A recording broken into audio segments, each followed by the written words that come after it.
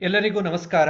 ದಿಶಾ ಸಂಸ್ಥೆಯ ಮೈ ಭಾರತ್ ಕ್ಯಾಂಪೇನಿನ 13ನೇ ದಿನದ ಕಾರ್ಯಕ್ರಮಗಳಿಗೆ ನಿಮ್ಮೆಲ್ಲರಿಗೂ ಸ್ವಾಗತ. ನನ್ನ ಹೆಸರು ವೇಣುಗೋಪಾಲ್. ನಾನು ದಿಶಾ ಸಂಸ್ಥೆಯ ಸ್ವಯಂ ಸೇವಕ. ಇಂದಿನ ವಿಷಯ ರಾಷ್ಟ್ರದ ಪುನರುತ್ಥಾನ ಮತ್ತು ಭಾರತೀಯ ಚಿಂತನೆಗಳು, national resurgence and Indic thoughts by doctor Shatavadhani Ganesh. A small introduction about Disha. Disha Bharat ಸಂಸ್ಥೆಯು ಮುಖ್ಯ ವಿಷಯವೆಂದರೆ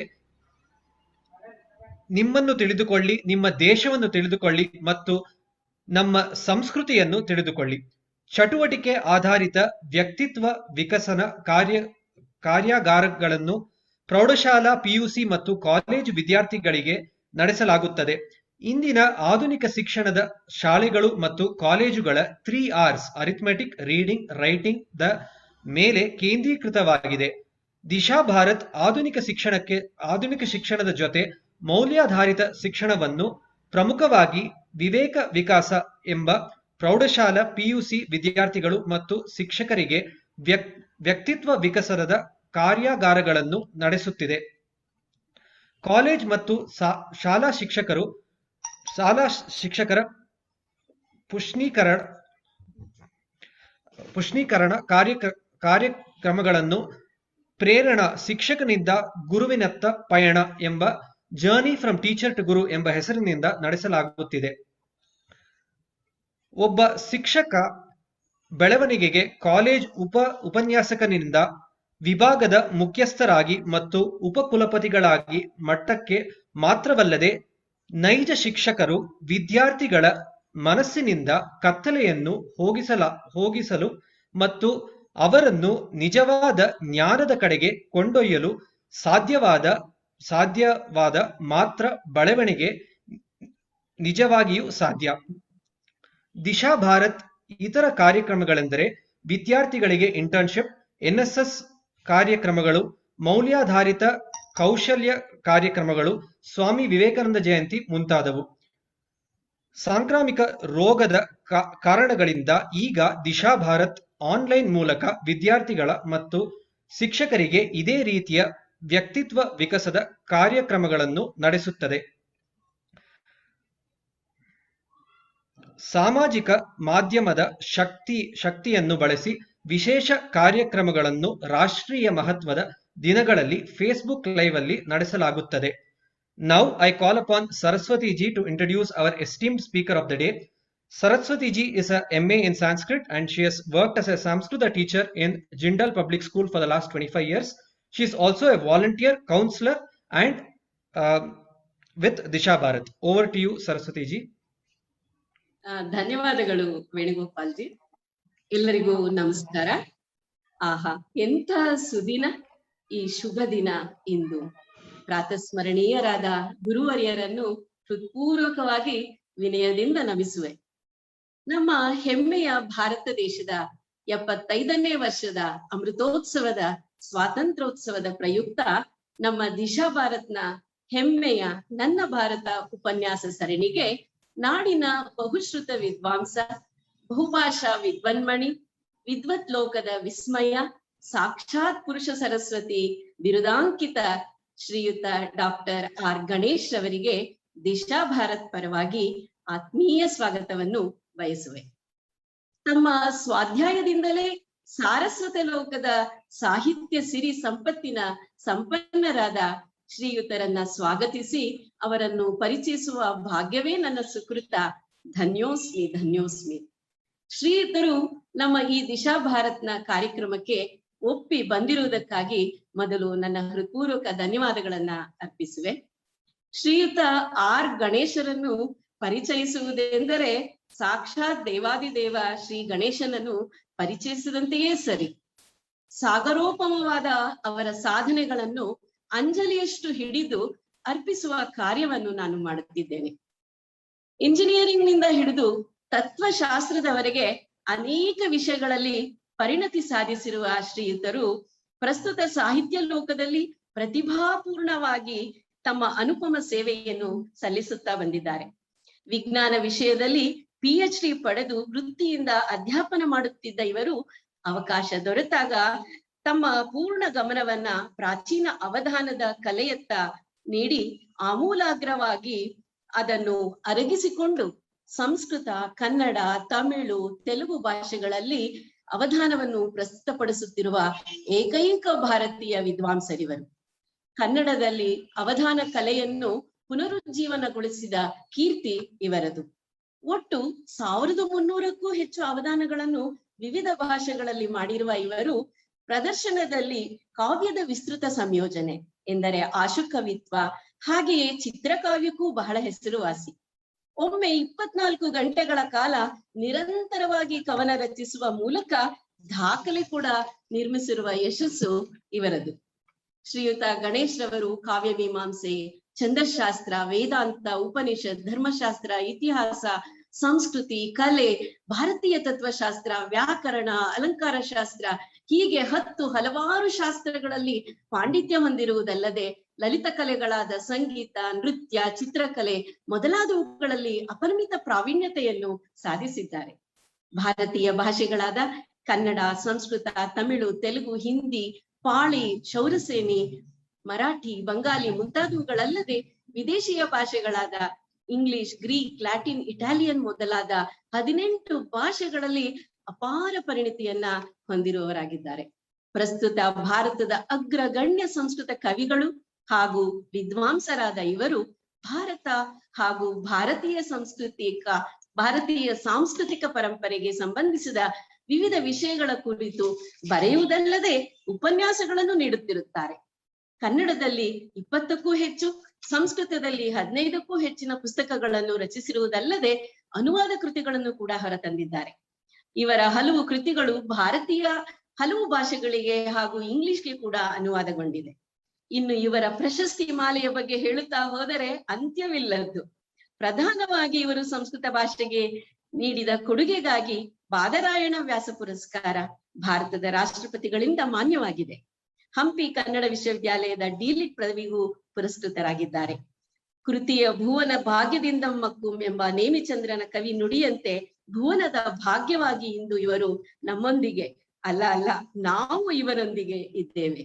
ಅದ್ಭುತ ವಾಗ್ಮಿಗಳಾದ ಶ್ರೀಯುತ ಗಣೇಶರು ಇಂದು ರಾಷ್ಟ್ರದ ಪುನರುತ್ಥಾನ ಮತ್ತು ಭಾರತೀಯ ಚಿಂತನೆಗಳ ಬಗ್ಗೆ ತಮ್ಮ ಉಪನ್ಯಾಸವನ್ನ ನೀಡಲಿದ್ದಾರೆ.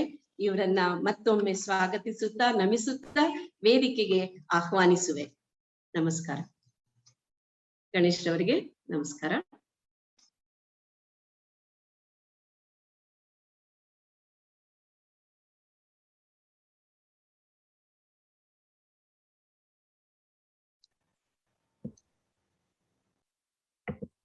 ಓಂ ತತ್ಸತ್.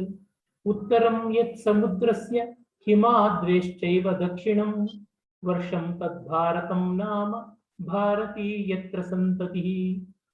ಎಲ್ಲರಿಗೆ ನಮಸ್ಕಾರ. ದಿಶಾ ವೇದಿಕೆ ಅನೇಕ ವರ್ಷಗಳ ಬಳಿಕ ಇದೀಗ ಮತ್ತೆ ಈ ಒಂದು ಅವಕಾಶವನ್ನು ನನಗೆ ಕೊಟ್ಟಿದೆ. ಮತ್ತೆ ತುಂಬಾ ಪ್ರೀತಿ ವಿಶ್ವಾಸಗಳಿಂದ ಭಗಿನಿ ಸರಸ್ವತಿಯವರು ನನ್ನ ಬಗೆಗೆ ದೊಡ್ಡ ಮಾತುಗಳನ್ನು ಆಡಿದ್ದಾರೆ. ಅವರ ವಿಶ್ವಾಸಕ್ಕಾಗಿ, ದಿಶಾ ಕುಟುಂಬದ ಸದಸ್ಯರ ಎಲ್ಲರ ಪ್ರೀತಿಗಾಗಿ ಮತ್ತೆ ನಮಸ್ತುಮಾಂಜಲಿ. ಶ್ರೋತೃವರ್ಗಕ್ಕೆ ವಂದನೆಗಳು. ಮತ್ತೆ ಸ್ವಾತಂತ್ರ್ಯ ದಿವಸದ ಹತ್ತಿರದಲ್ಲಿ ನಾವಿರುವ ಕಾರಣ ಸ್ವಾತಂತ್ರ್ಯ ದಿವಸದ ಶುಭಾಕಾಂಕ್ಷೆಗಳನ್ನು ಕೂಡ ಈಗಲೇ ಎಲ್ಲ ಭಾರತೀಯರಿಗೆ, ಭಾರತೀಯತಾ ತತ್ವಜ್ಞರಿಗೆ, ಭಾರತೀಯತಾ ರಸಿಕರಿಗೆ, ಭಾರತೀಯತಾ ಅನುಸಂಧಾತೃಗಳಿಗೆ ಅರ್ಪಿಸ್ತಾ ಇದ್ದೀನಿ. ಖುಷಿಯ ಆಯೋಜಕರೇ ನೀಡಿರುವಂಥದ್ದು ತುಂಬಾ ಚೆನ್ನಾಗಿದೆ. ರಾಷ್ಟ್ರದ ಪುನರುತ್ಥಾನದಲ್ಲಿ ಭಾರತೀಯ ಚಿಂತನೆಗಳು. ಮೊದಲಿಗೆ ಈ ಬಗೆಯ ಯಾವುದೇ ಶೀರ್ಷಿಕೆ ಕಂಡಾಗ ಅಲ್ಲಿ ಬಳಕೆಯಾದ ಪದಗಳನ್ನು ನೋಡಿದರೆ ಅಲ್ಲಿರುವ ಅರ್ಥ ಗಮನಕ್ಕೆ ಬಂದಂತೆ ನಮಗೆ ಇಡೀ ಉಪನ್ಯಾಸದ ದಿಗ್ದರ್ಶನವೇ ಆಗಿಬಿಡುತ್ತದೆ. ನಾವು ಏನನ್ನ ಆಲೋಚನೆ ಮಾಡಬೇಕು, ಯಾವುದು ಮುಖ್ಯ ಅನ್ನುವುದು ಕೂಡ ಸ್ಪಷ್ಟವಾಗುತ್ತದೆ. ಅಂತ ಒಳ್ಳೆಯ ಶೀರ್ಷಿಕೆ ಇಲ್ಲಿದೆ. ರಾಷ್ಟ್ರದ ಪುನರುತ್ಥಾನ, ರಾಷ್ಟ್ರ ಪುನರುತ್ಥಾನ, ಭಾರತೀಯ, ಈ 3 ಅಂಶಗಳನ್ನು ಇಟ್ಟುಕೊಂಡ್ರೆ ನಮಗೆ ಈ ಹೊತ್ತಿನ ವಿಚಾರಕ್ಕೆ ಸಾಕಷ್ಟು ಸಾಮಗ್ರಿ ಸಿಗುತ್ತದೆ. ರಾಷ್ಟ್ರ ಶಬ್ದ ರಾಜರ್ ದೀಪ್ತವು ಅನ್ನುವ ಒಂದು ಧಾತುವಿನಿಂದ ಬಂದಿದೆ. ಮತ್ತೆ ಅದಕ್ಕೆ ಟ್ರನ್ ಅಂತ ಪ್ರತ್ಯಯವನ್ನು ಸೇರಿಸಿದ್ದಾರೆ. ಏನು? ದೀಪ್ತಿ, ಕಾಂತಿ, ಶೋಭೆಯನ್ನ ಹೊಂದಿರುವಂಥದ್ದಕ್ಕೆ ರಾಷ್ಟ್ರ ಅಂತ. ರಾಜ ಶಬ್ದಕ್ಕೆ ಕೂಡ ಇದೇ ಧಾತು. ರಾಜರ ದಿತ್ತವು ಅನ್ನುವುದರಿಂದಲೇ ರಾಜ ಶಬ್ದವೂ ಬಂದಿದೆ. ರಾಜ ಶಬ್ದದಿಂದಲೇ ರಾಜಕೀಯ, ರಾಜಕಾರಣ ಮೊದಲಾದ ಎಲ್ಲ ಅರ್ಥಗಳು ಕೂಡ ಬಂದಿವೆ. ರಾಜ್ಯ ಇವೆಲ್ಲ ಕೂಡ ಪದಗಳು ಅಲ್ಲಿಂದ ಬಂದಿವೆ. ಹಾಗೆ ರಾಷ್ಟ್ರ ಕೂಡ ಅಲ್ಲಿಂದ ಬಂದಿದೆ. ಇವೆಲ್ಲ ಮೂಲ ಒಂದೇ ಧಾತುವಿನಿಂದ ಬಂದದ್ದು. ಅಂದ್ರೆ ಒಬ್ಬ ರಾಜ ಆಗಿರ್ಲಿ, ಅಂದ್ರೆ ಪರಿಪಾಲಕ, ಒಂದು ರಾಜ್ಯ ಒಂದು ರಾಷ್ಟ್ರವಾಗಿರ್ಲಿ, ಒಂದು ರಾಷ್ಟ್ರವನ್ನ ನಡೆಸುವ ವ್ಯವಸ್ಥೆ ರಾಜಕಾರಣ ಅಥವಾ ರಾಜಕೀಯ ಆಗಿರ್ಲಿ, ಇವೆಲ್ಲವೂ ಕೂಡ ಬೆಳಕಿನಲ್ಲಿ, ಕಾಂತಿಯಲ್ಲಿ ಮೂಲವನ್ನು ಹೊಂದಿರಬೇಕು. ಅಂದ್ರೆ they should be rooted in light. ನಮ್ಮ ಪರಂಪರೆಯಲ್ಲಿ, ಇಡೀ ಜಗತ್ತಿನ ಸಂಸ್ಕೃತಿಯಲ್ಲಿಯೇ ಬೆಳಕನ್ನ ಜ್ಞಾನದ ಒಂದು ಸಂವೇದನೆಯ ಲಕ್ಷಣವಾಗಿ, ಜ್ಞಾನದ ಪ್ರತೀಕವಾಗಿ ಹೇಳ್ತೀವಿ. ಅಂದ್ರೆ ಏನರ್ಥ? ಜ್ಞಾನಿಗಳಾಗಿರಬೇಕು, ರಾಷ್ಟ್ರವನ್ನ ಮುನ್ನಡೆಸ್ತಕ್ಕಂಥವರು, ರಾಷ್ಟ್ರದ ಕನಸನ್ನ ಕಂಡವರು, ರಾಷ್ಟ್ರವನ್ನ ಬೆಳೆಸುವವರು, ರಾಷ್ಟ್ರ ಚಿಂತನೆ ಮಾಡುವವರು ಜ್ಞಾನಿಗಳಾಗಿರಬೇಕು. ಈ ಅರ್ಥದಲ್ಲಿಯೇ ಸುಮಾರು 700 ವರ್ಷಗಳಿಗೆ ಮುನ್ನವೇ ಹುಟ್ಟಿದ ನಮ್ಮ ವಿದ್ಯಾರಣ್ಯ ಸ್ವಾಮಿಗಳು ಕರ್ನಾಟಕ ರತ್ನ ಸಿಂಹಾಸನವನ್ನು ಸ್ಥಾಪನೆ ಮಾಡಿದವರು, ವಿಜಯನಗರ ಸಾಮ್ರಾಜ್ಯದ ಸೂತ್ರಧಾರರು. ಆ ಮಹಾನುಭಾವರು ತಮ್ಮ ಪಂಚದಶಿಯಲ್ಲಿ ಜ್ಞಾನಿನಾ ಚರಿತುಂ ಶಕ್ಯಂ ಸಮ್ಯಗ್ ರಾಜ್ಯಾದಿ ಲೌಕಿಕಂ ಅನ್ನುವ ಮಾತನ್ನು ಹೇಳ್ತಾರೆ. ನಮ್ಮ DVG ಅವರು ಅದಕ್ಕೆ ಹೇಳ್ತಾರೆ, ಜ್ಞಾನಿನಾ ಚರಿತುಂ ಶಕ್ಯಂ ಅನ್ನೋದನ್ನ ಜ್ಞಾನಿನೈವ ಅಂತಲೇ ಮಾಡಿದ್ರೆ ಮತ್ತೂ ಚೆನ್ನಾಗಿರ್ತಾ ಇತ್ತು. ಅದರಲ್ಲಿ ಛಂದಸ್ಸಿಗೆ ಅವಕಾಶ ಆಗೋಲ್ಲ, ಅದಕ್ಕಾಗಿ ಹೀಗೆ ಮಾಡಿರೋದು ಅಂತ. ಈ ವಾಕ್ಯದ ಅರ್ಥ ಏನು? ಜ್ಞಾನಿಯಿಂದಲೇ ರಾಜ್ಯದ ಆಳ್ವಿಕೆಯ ಪ್ರಜಾಹಿತದ ಕೆಲಸ ಸಾಗುತ್ತದೆ. ಹೀಗಾಗಿ ಜ್ಞಾನಿ ಆಗಿರಬೇಕು. ಜ್ಞಾನಿ ಯಾರು? ಅದನ್ನ ನಮ್ಮಲ್ಲಿಯೇ ನಾವು ಕಾಣ್ತೀವಿ. ಅಯಂ ನಿಜ ಪರೋವೇತಿ ಗಣನಾ ಲಘುಚೇತಸಾಂ ಉದಾರ ಚರಿತಾನಾಂತು ವಸುಧೈವ ಕುಟುಂಬಕಂ. ಯಾರು ವಸುಧೈವ ಕುಟುಂಬಕಂ ಅನ್ನುವ ಆಲೋಚನೆ ಮಾಡ್ತಾರೆ, ನಮ್ಮ ಬಸವಣ್ಣನವರು ಹೇಳಿದ್ರಲ್ಲ, ಇವನಾರವ ಎಂದೆನಿಸದಿರಯ್ಯ, ಇವನಮ್ಮವ ಎಂದೆನಿಸಯ್ಯ ಅಂತ. ಇವನು ನಮ್ಮವನು ಅನ್ನುವಂತೆ ಎಲ್ಲವನ್ನೂ ಒಳಗೊಳ್ಳೋದಾಗಬೇಕಾಗುತ್ತದೆ. ಅಹಂ ಬ್ರಹ್ಮಾಸ್ಮಿ ಭಾವ, ಸರ್ವಂ ಖಲ್ವಿದಂ ಭಾವ, ಅದು ಬಹಳ ಮುಖ್ಯ. ಹೀಗಾಗಿ ಇನ್ಕ್ಲೂಸಿವಿಟಿ ಅಂತೀವಲ್ಲ, ಅದು ಬಹಳ ಮುಖ್ಯವಾದದ್ದು. ಮತ್ತೆ ಅದು ಸನಾತನ ಧರ್ಮದಲ್ಲಿ ಮಾತ್ರ ಕಂಡು ಬರತಕ್ಕಂಥದ್ದು. ಮಿಕ್ಕ ಯಾವುದೇ ಮತಗಳಲ್ಲಾಗಲಿ, ಮತವೇ ಇಲ್ಲ ಅಂತ ಅಹಂಕಾರದಿಂದ ಲೋಕಕ್ಕೆ ಕಂಟಕವಾಗಿರುವ ಕಮ್ಯುನಿಸಂ ಆಗಲಿ ಅವುಗಳಿಂದ ಸಾಧ್ಯವಿಲ್ಲ. ಇಸ್ಲಾಂ, ಕ್ರೈಸ್ತ ಮೊದಲಾದ ಸಂಕುಚಿತ ಮತದೃಷ್ಟಿಗಳಿಂದಲಾಗಲಿ, ಕಮ್ಯುನಿಸಂ ಮೊದಲಾದ ಮತರಹಿತವಾದ ವ್ಯವಸ್ಥೆ ಅನ್ನೋದ್ರಿಂದಾಗಲಿ ಆಗೋಲ್ಲ. ಮತಾತೀತವಾದ ಧರ್ಮ ದೃಷ್ಟಿ ಇರುವ ಸನಾತನ ಧರ್ಮದಿಂದ, ಮತ್ತೆ ಪೇಗನ್ ರಿಲಿಜನ್ಸ್ ಅಂತ ಯಾವುದನ್ನ ಹಿಂದೆ ಅಳಿದು ಹೋಗ್ಬಿಟ್ವಲ್ವಾ, ಇಸ್ಲಾಂ ಕ್ರೈಸ್ತ ಮತಗಳ ಆ ಒಂದು ದಬ್ಬಾಳಿಕೆಯಿಂದ, ದೌರ್ಜನ್ಯದಿಂದ ಸಂಪೂರ್ಣವಾಗಿ ನಾಮಾವಶೇಷವಾದ ಗ್ರೀಸ್, ರೋಮ್ ಮೊದಲಾದ ಪ್ರದೇಶಗಳಲ್ಲಿ, ಈಜಿಪ್ಟ್ನಲ್ಲಿ, ಇನ್ನು ಅನೇಕ ಕಡೆಗಳಲ್ಲಿ ಇದ್ದಂತಹ ಈ ಸಂಸ್ಕೃತಿ ಸಮೂಲವಾಗಿ ನಾಶ ಆಯ್ತಲ್ಲ, ಅವುಗಳಲ್ಲಿ ಕಂಡು ಬರತಕ್ಕಂಥದ್ದು ಇವೆಲ್ಲಕ್ಕಿಂತಲೂ ಚೆನ್ನಾಗಿ ಕಂಡು ಬರುವುದು ಸನಾತನ ಧರ್ಮದಲ್ಲಿ. ಆ ಕಾರಣದಿಂದಲೇ ಅದು ಇವತ್ತಿಗೂ ಕೂಡ ಬದುಕಿದೆ. ಅತ್ಯಂತ ಪ್ರಾಚೀನವಾದರೂ ನಿತ್ಯ ನವೀನವಾಗುವಂತೆ ಬದುಕಿದೆ ಸನಾತನ ಧರ್ಮ. ಈ ಸನಾತನ ಧರ್ಮದ ವಿವೇಕ ಇದ್ದರೆ ಮಾತ್ರ ನಮ್ಮ ರಾಷ್ಟ್ರಕ್ಕೆ, ಯಾವುದೇ ರಾಷ್ಟ್ರಕ್ಕೆ ರಾಷ್ಟ್ರತ್ವ ಅಂತ ಬರುತ್ತದೆ. ಅದು ಹೇಗೆ ಅಂತ ಅನ್ನೋದನ್ನು ನಾವು ಮುಂದೆ ಗಮನಿಸಬಹುದು. ಇಲ್ಲಿ ಮತ್ತೆ ಪುನರುತ್ಥಾನ ಅನ್ನುವ ಶಬ್ದ ಇದೆ. ಪುನಃ ಉತ್ಥಾನ, ಪುನರುತ್ಥಾನ. ಉತ್ಥಾನ ಅಂದ್ರೆ ಏನು? ಮೇಲೆ ನಿಲ್ಲುವಿಕೆ, ರೈಸ್ ಅಂತ, ಏಳುವಿಕೆ, ಎದ್ದೇಳುವಿಕೆ.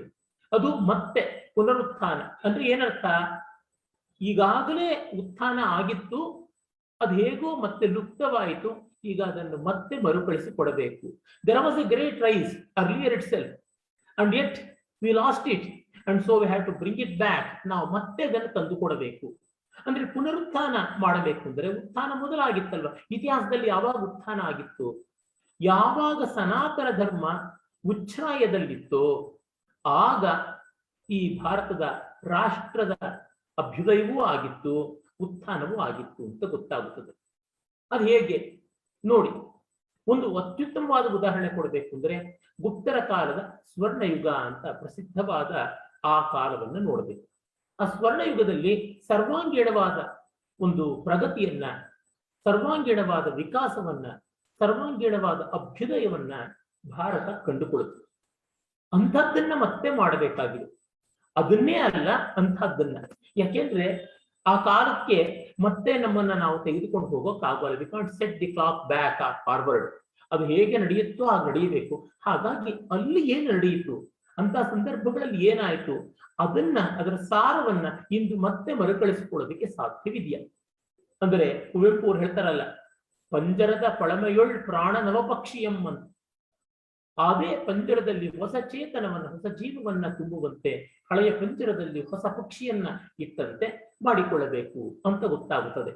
ಈ ದೃಷ್ಟಿಯಿಂದ ಪುನರುತ್ಥಾನ ಅಂತಂದ್ರೆ ಭಾರತ ಈಗಾಗಲೇ ಅಭ್ಯುದಯವನ್ನ ಕಂಡಿತ್ತು. ಆ ಅಭ್ಯುದಯಕ್ಕೆ ಕಾರಣವಾದ ಚಿಂತನೆಗಳನ್ನು ನಾವು ಹುಡುಕಿಕೊಳ್ಳಬೇಕು. ಅದಾದ್ಮೇಲೆ ಭಾರತಸ್ಯ ಇದಂ ಭಾರತೀಯಂ, ಭಾರತಕ್ಕೆ ಸಂಬಂಧಪಟ್ಟದ್ದು ಭಾರತೀಯ. ಅಂದ್ರೆ ತಾಳುವಿಕೆಯನ್ನ ಹೊಂದಿದ್ದು ಭರತ, ಅದಕ್ಕೆ ಸಂಬಂಧಪಟ್ಟದ್ದು ಭಾರತ.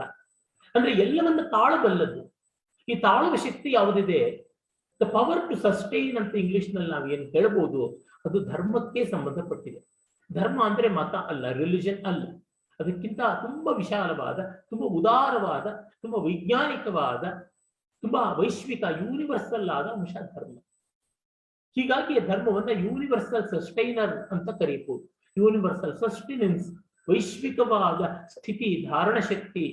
ಅದಕ್ಕೆ ಮಹಾಭಾರತ ಧಾರಣಾ ಧರ್ಮ ಇತ್ಯಾಹು ಧರ್ಮೋ ಧಾರಯತಿ ಪ್ರಜಾಹ ಅಂತ ಹೇಳಿದೆ. ಹೀಗಾಗಿ ಧರ್ಮ ದೃಷ್ಟಿ ಅನ್ನುವುದು ಬಹಳ ಮುಖ್ಯ. ಆ ಧರ್ಮವೇ ಭರತ ಶಬ್ದದಲ್ಲಿದೆ. ಧರ್ಮದ ಗುಣವೇ ಭರತ ಅನ್ನುವ ಶಬ್ದದಲ್ಲಿ, ಭಾರತ ಅನ್ನುವ ಶಬ್ದದಲ್ಲಿದೆ. ಜೊತೆಗೆ ಭಾರತ ಅನ್ನೋದಕ್ಕೆ ಭಾಯಾಂ ರತಾಹ ಭಾರತಾಹ ಅಂತಲೂ ಅರ್ಥ ಮಾಡಿದ್ರೆ ಬೆಳಕಿನಲ್ಲಿ ಆಸಕ್ತಿ ಉಳ್ಳವರು, ಅಂದ್ರೆ ಜ್ಞಾನದಲ್ಲಿ. ಅಂದ್ರೆ ರಾಷ್ಟ್ರ ಅನ್ನೋದಕ್ಕೂ, ರಾಜ್ಯ ಅನ್ನೋದಕ್ಕೂ, ರಾಜ ಅನ್ನೋದಕ್ಕೂ, ರಾಜಕೀಯ ಅನ್ನೋದಕ್ಕೂ, ರಾಜಕಾರಣ ಅನ್ನೋದಕ್ಕೂ ಮತ್ತು ಭಾರತ ಅನ್ನೋದಕ್ಕೂ ವ್ಯತ್ಯಾಸ ಇಲ್ಲ ಅಂತ ಗೊತ್ತಾಗುತ್ತೆ. ತತ್ವತಃ ಅದು ಬೆಳಕಿನ ಸಾಮ್ರಾಜ್ಯ, ಜ್ಞಾನದ ಸಾಮ್ರಾಜ್ಯ, ವಿವೇಕದ ಸಾಮ್ರಾಜ್ಯ, ಅಂಗೀಕಾರದ ಸಾಮ್ರಾಜ್ಯ, ಸಾಮರಸ್ಯದ ಸಾಮ್ರಾಜ್ಯ ಅಂತ ಗೊತ್ತಾಗುತ್ತದೆ. ಈ ಒಂದು ಹಿನ್ನೆಲೆಯಲ್ಲಿ ರಾಷ್ಟ್ರದ ಪುನರುತ್ಥಾನಕ್ಕೆ ಭಾರತೀಯ ಚಿಂತನೆಗಳು, ಅಂದ್ರೆ ರಾಷ್ಟ್ರ ಭಾರತೀಯ ಎರಡು ಒಂದೇ ಆಗಿದ್ರಿಂದ ಭಾರತೀಯ ಚಿಂತನೆಗಳು ರಾಷ್ಟ್ರದ ಹಿತ ಚಿಂತನೆಗಳಾಗಲೇಬೇಕಾಗುತ್ತವೆ, ರಾಷ್ಟ್ರಾಭ್ಯುದಯಕ್ಕೆ ಸಲ್ಲಲೇಬೇಕಾಗುತ್ತವೆ. ಇವು ವಿಜಾತೀಯ ಅಲ್ಲ ಅಂತ ಗೊತ್ತಾಗುತ್ತದೆ. ಏಕೆಂದ್ರೆ ನಮ್ಮಲ್ಲಿ ಎಷ್ಟೋ ಬಾರಿ ಇನ್ನೆಲ್ಲೋ ಚೆನ್ನಾಗಿರ್ತಕ್ಕಂಥದ್ದನ್ನ ನಮ್ಮಲ್ಲಿ ತಂದು ಅಳವಡಿಸೋಣ ಅಂತ ಕೆಲವೊಮ್ಮೆ ನಾಯಕರಿಗೆ, ಅಧಿಕಾರ ಸ್ಥಾನದಲ್ಲಿದ್ದವರಿಗೆ ಅನಿಸುತ್ತದೆ. ಆದರೆ ಎಷ್ಟೋ ಬಾರಿ ಅದು ಅಪಾಯಕಾರಿ, ಇನ್ನು ಕೆಲವೊಮ್ಮೆ ವಿಫಲಕಾರಿಯೂ ಆಗಿರುತ್ತದೆ. ಅದು ಹೇಗೆ? ಉದಾಹರಣೆಗೆ ನೋಡಿ, ನಮ್ಮ ದೇಶದಲ್ಲಿ ನಮ್ಮ ನೆಲಕ್ಕೆ ಅನುಗುಣವಾದ ಕೆಲವು ಸಸ್ಯಗಳಿರುತ್ತೆ. ಅದಕ್ಕೆ ಬದಲಾಗಿ ಮತ್ತೆ ಯಾವುದೋ ಸಸ್ಯ ಇಲ್ಲಿಗೆ ಬಂದು ಬಿಟ್ಟರೆ ಅದು ತುಂಬಾ ದೊಡ್ಡ ತೊಡಕ ಆಗ್ಬಿಡ್ತದೆ. ಅಂತ ಒಂದು ಕ್ಲಾಸಿಕ್ ಎಕ್ಸಾಂಪಲ್ ಅನ್ನಬಹುದು ಪಾರ್ಥೇನಿಯಂ ಕಾಂಗ್ರೆಸ್ ಹುಲ್ಲು. ಅದು ಎಷ್ಟು ಅಪಾಯಕಾರಿಯಾಗಿ ಬೆಳೆದು ಬಿಡ್ತು.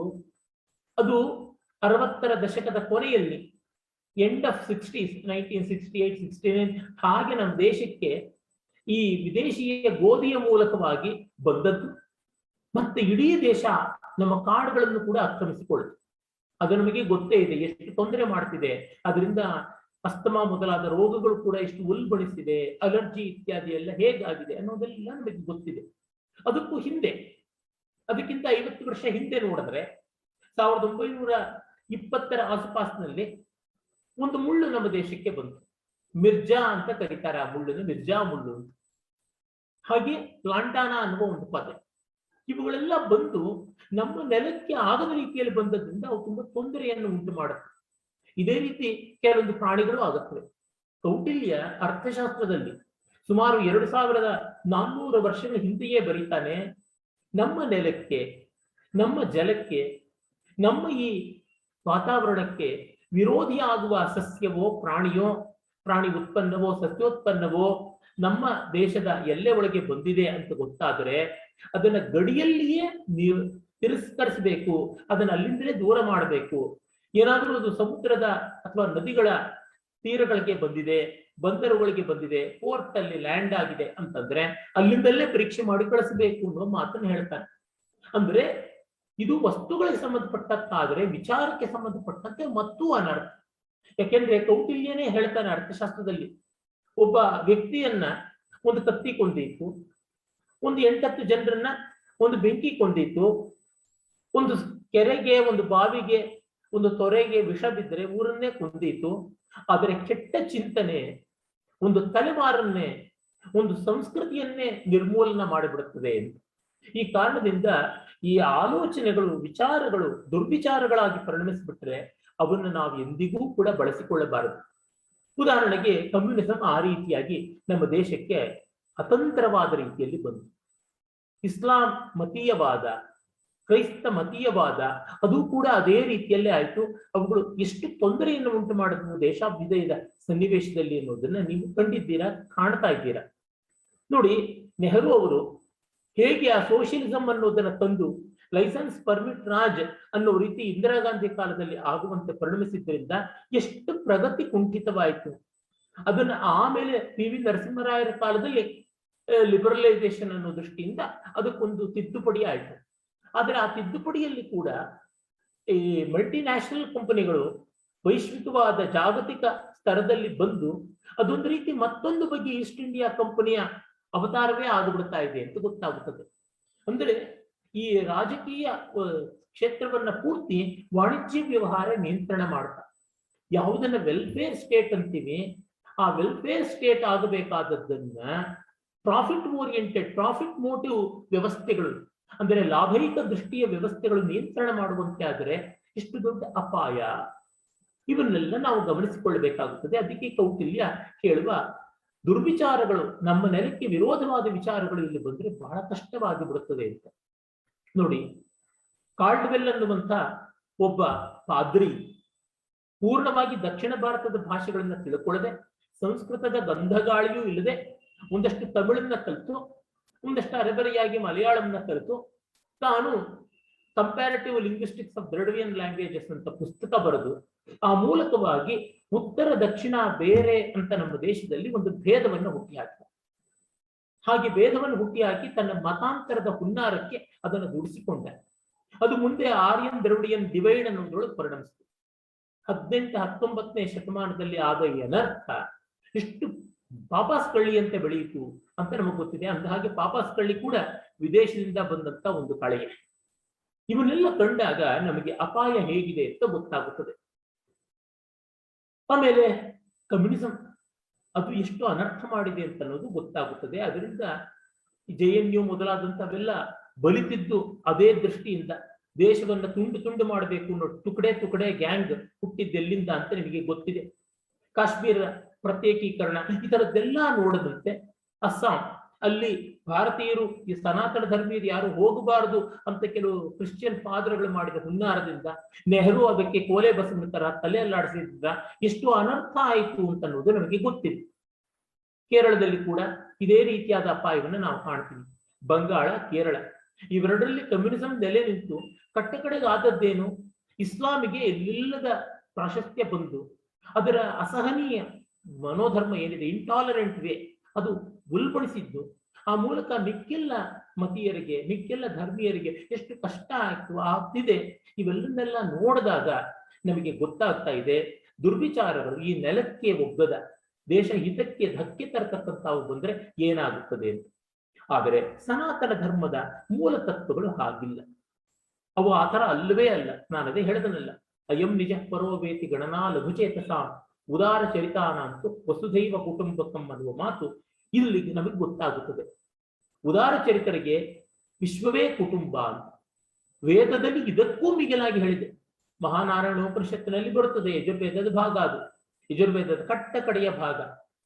ಅರಣ್ಯಕದ ಕಟ್ಟ ಕಡೆಯಲ್ಲಿ ಉಪನಿಷತ್ತು ತೈತ್ರೇಯದ ಬಳಿಕ ಬರತಕ್ಕಂಥದ್ದು. ಯತ್ರ ವಿಶ್ವಂ ಭವತ್ಯೇಕನೀಳಂ ಅಂತ.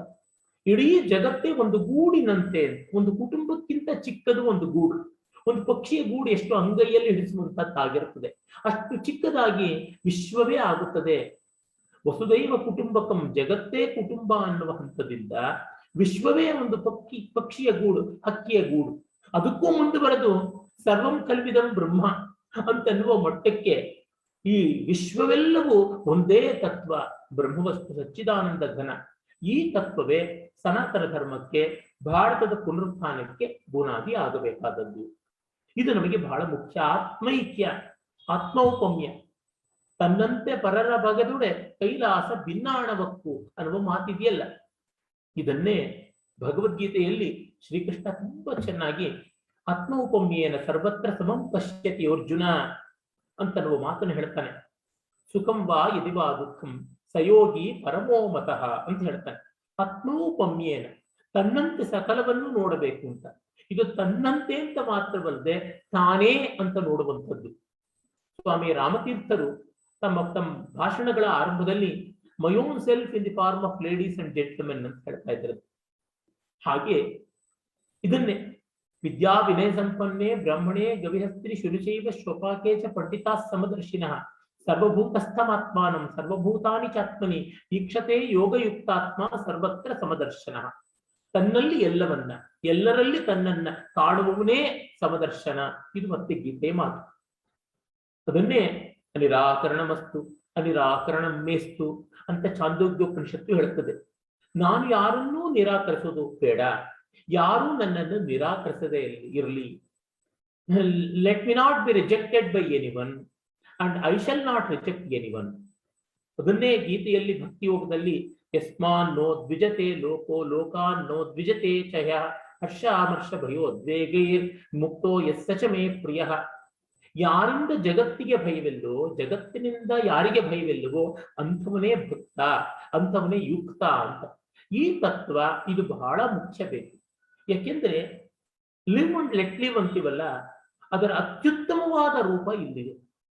ಅದು ಏನೋ ಅನಿವಾರ್ಯವಾಗಿ ಮಾಡಿಕೊಂಡು ಅಡ್ಜಸ್ಟ್ಮೆಂಟ್, ಹೊಂದಾಣಿಕೆ ಅಲ್ಲ. It is an enlightenment.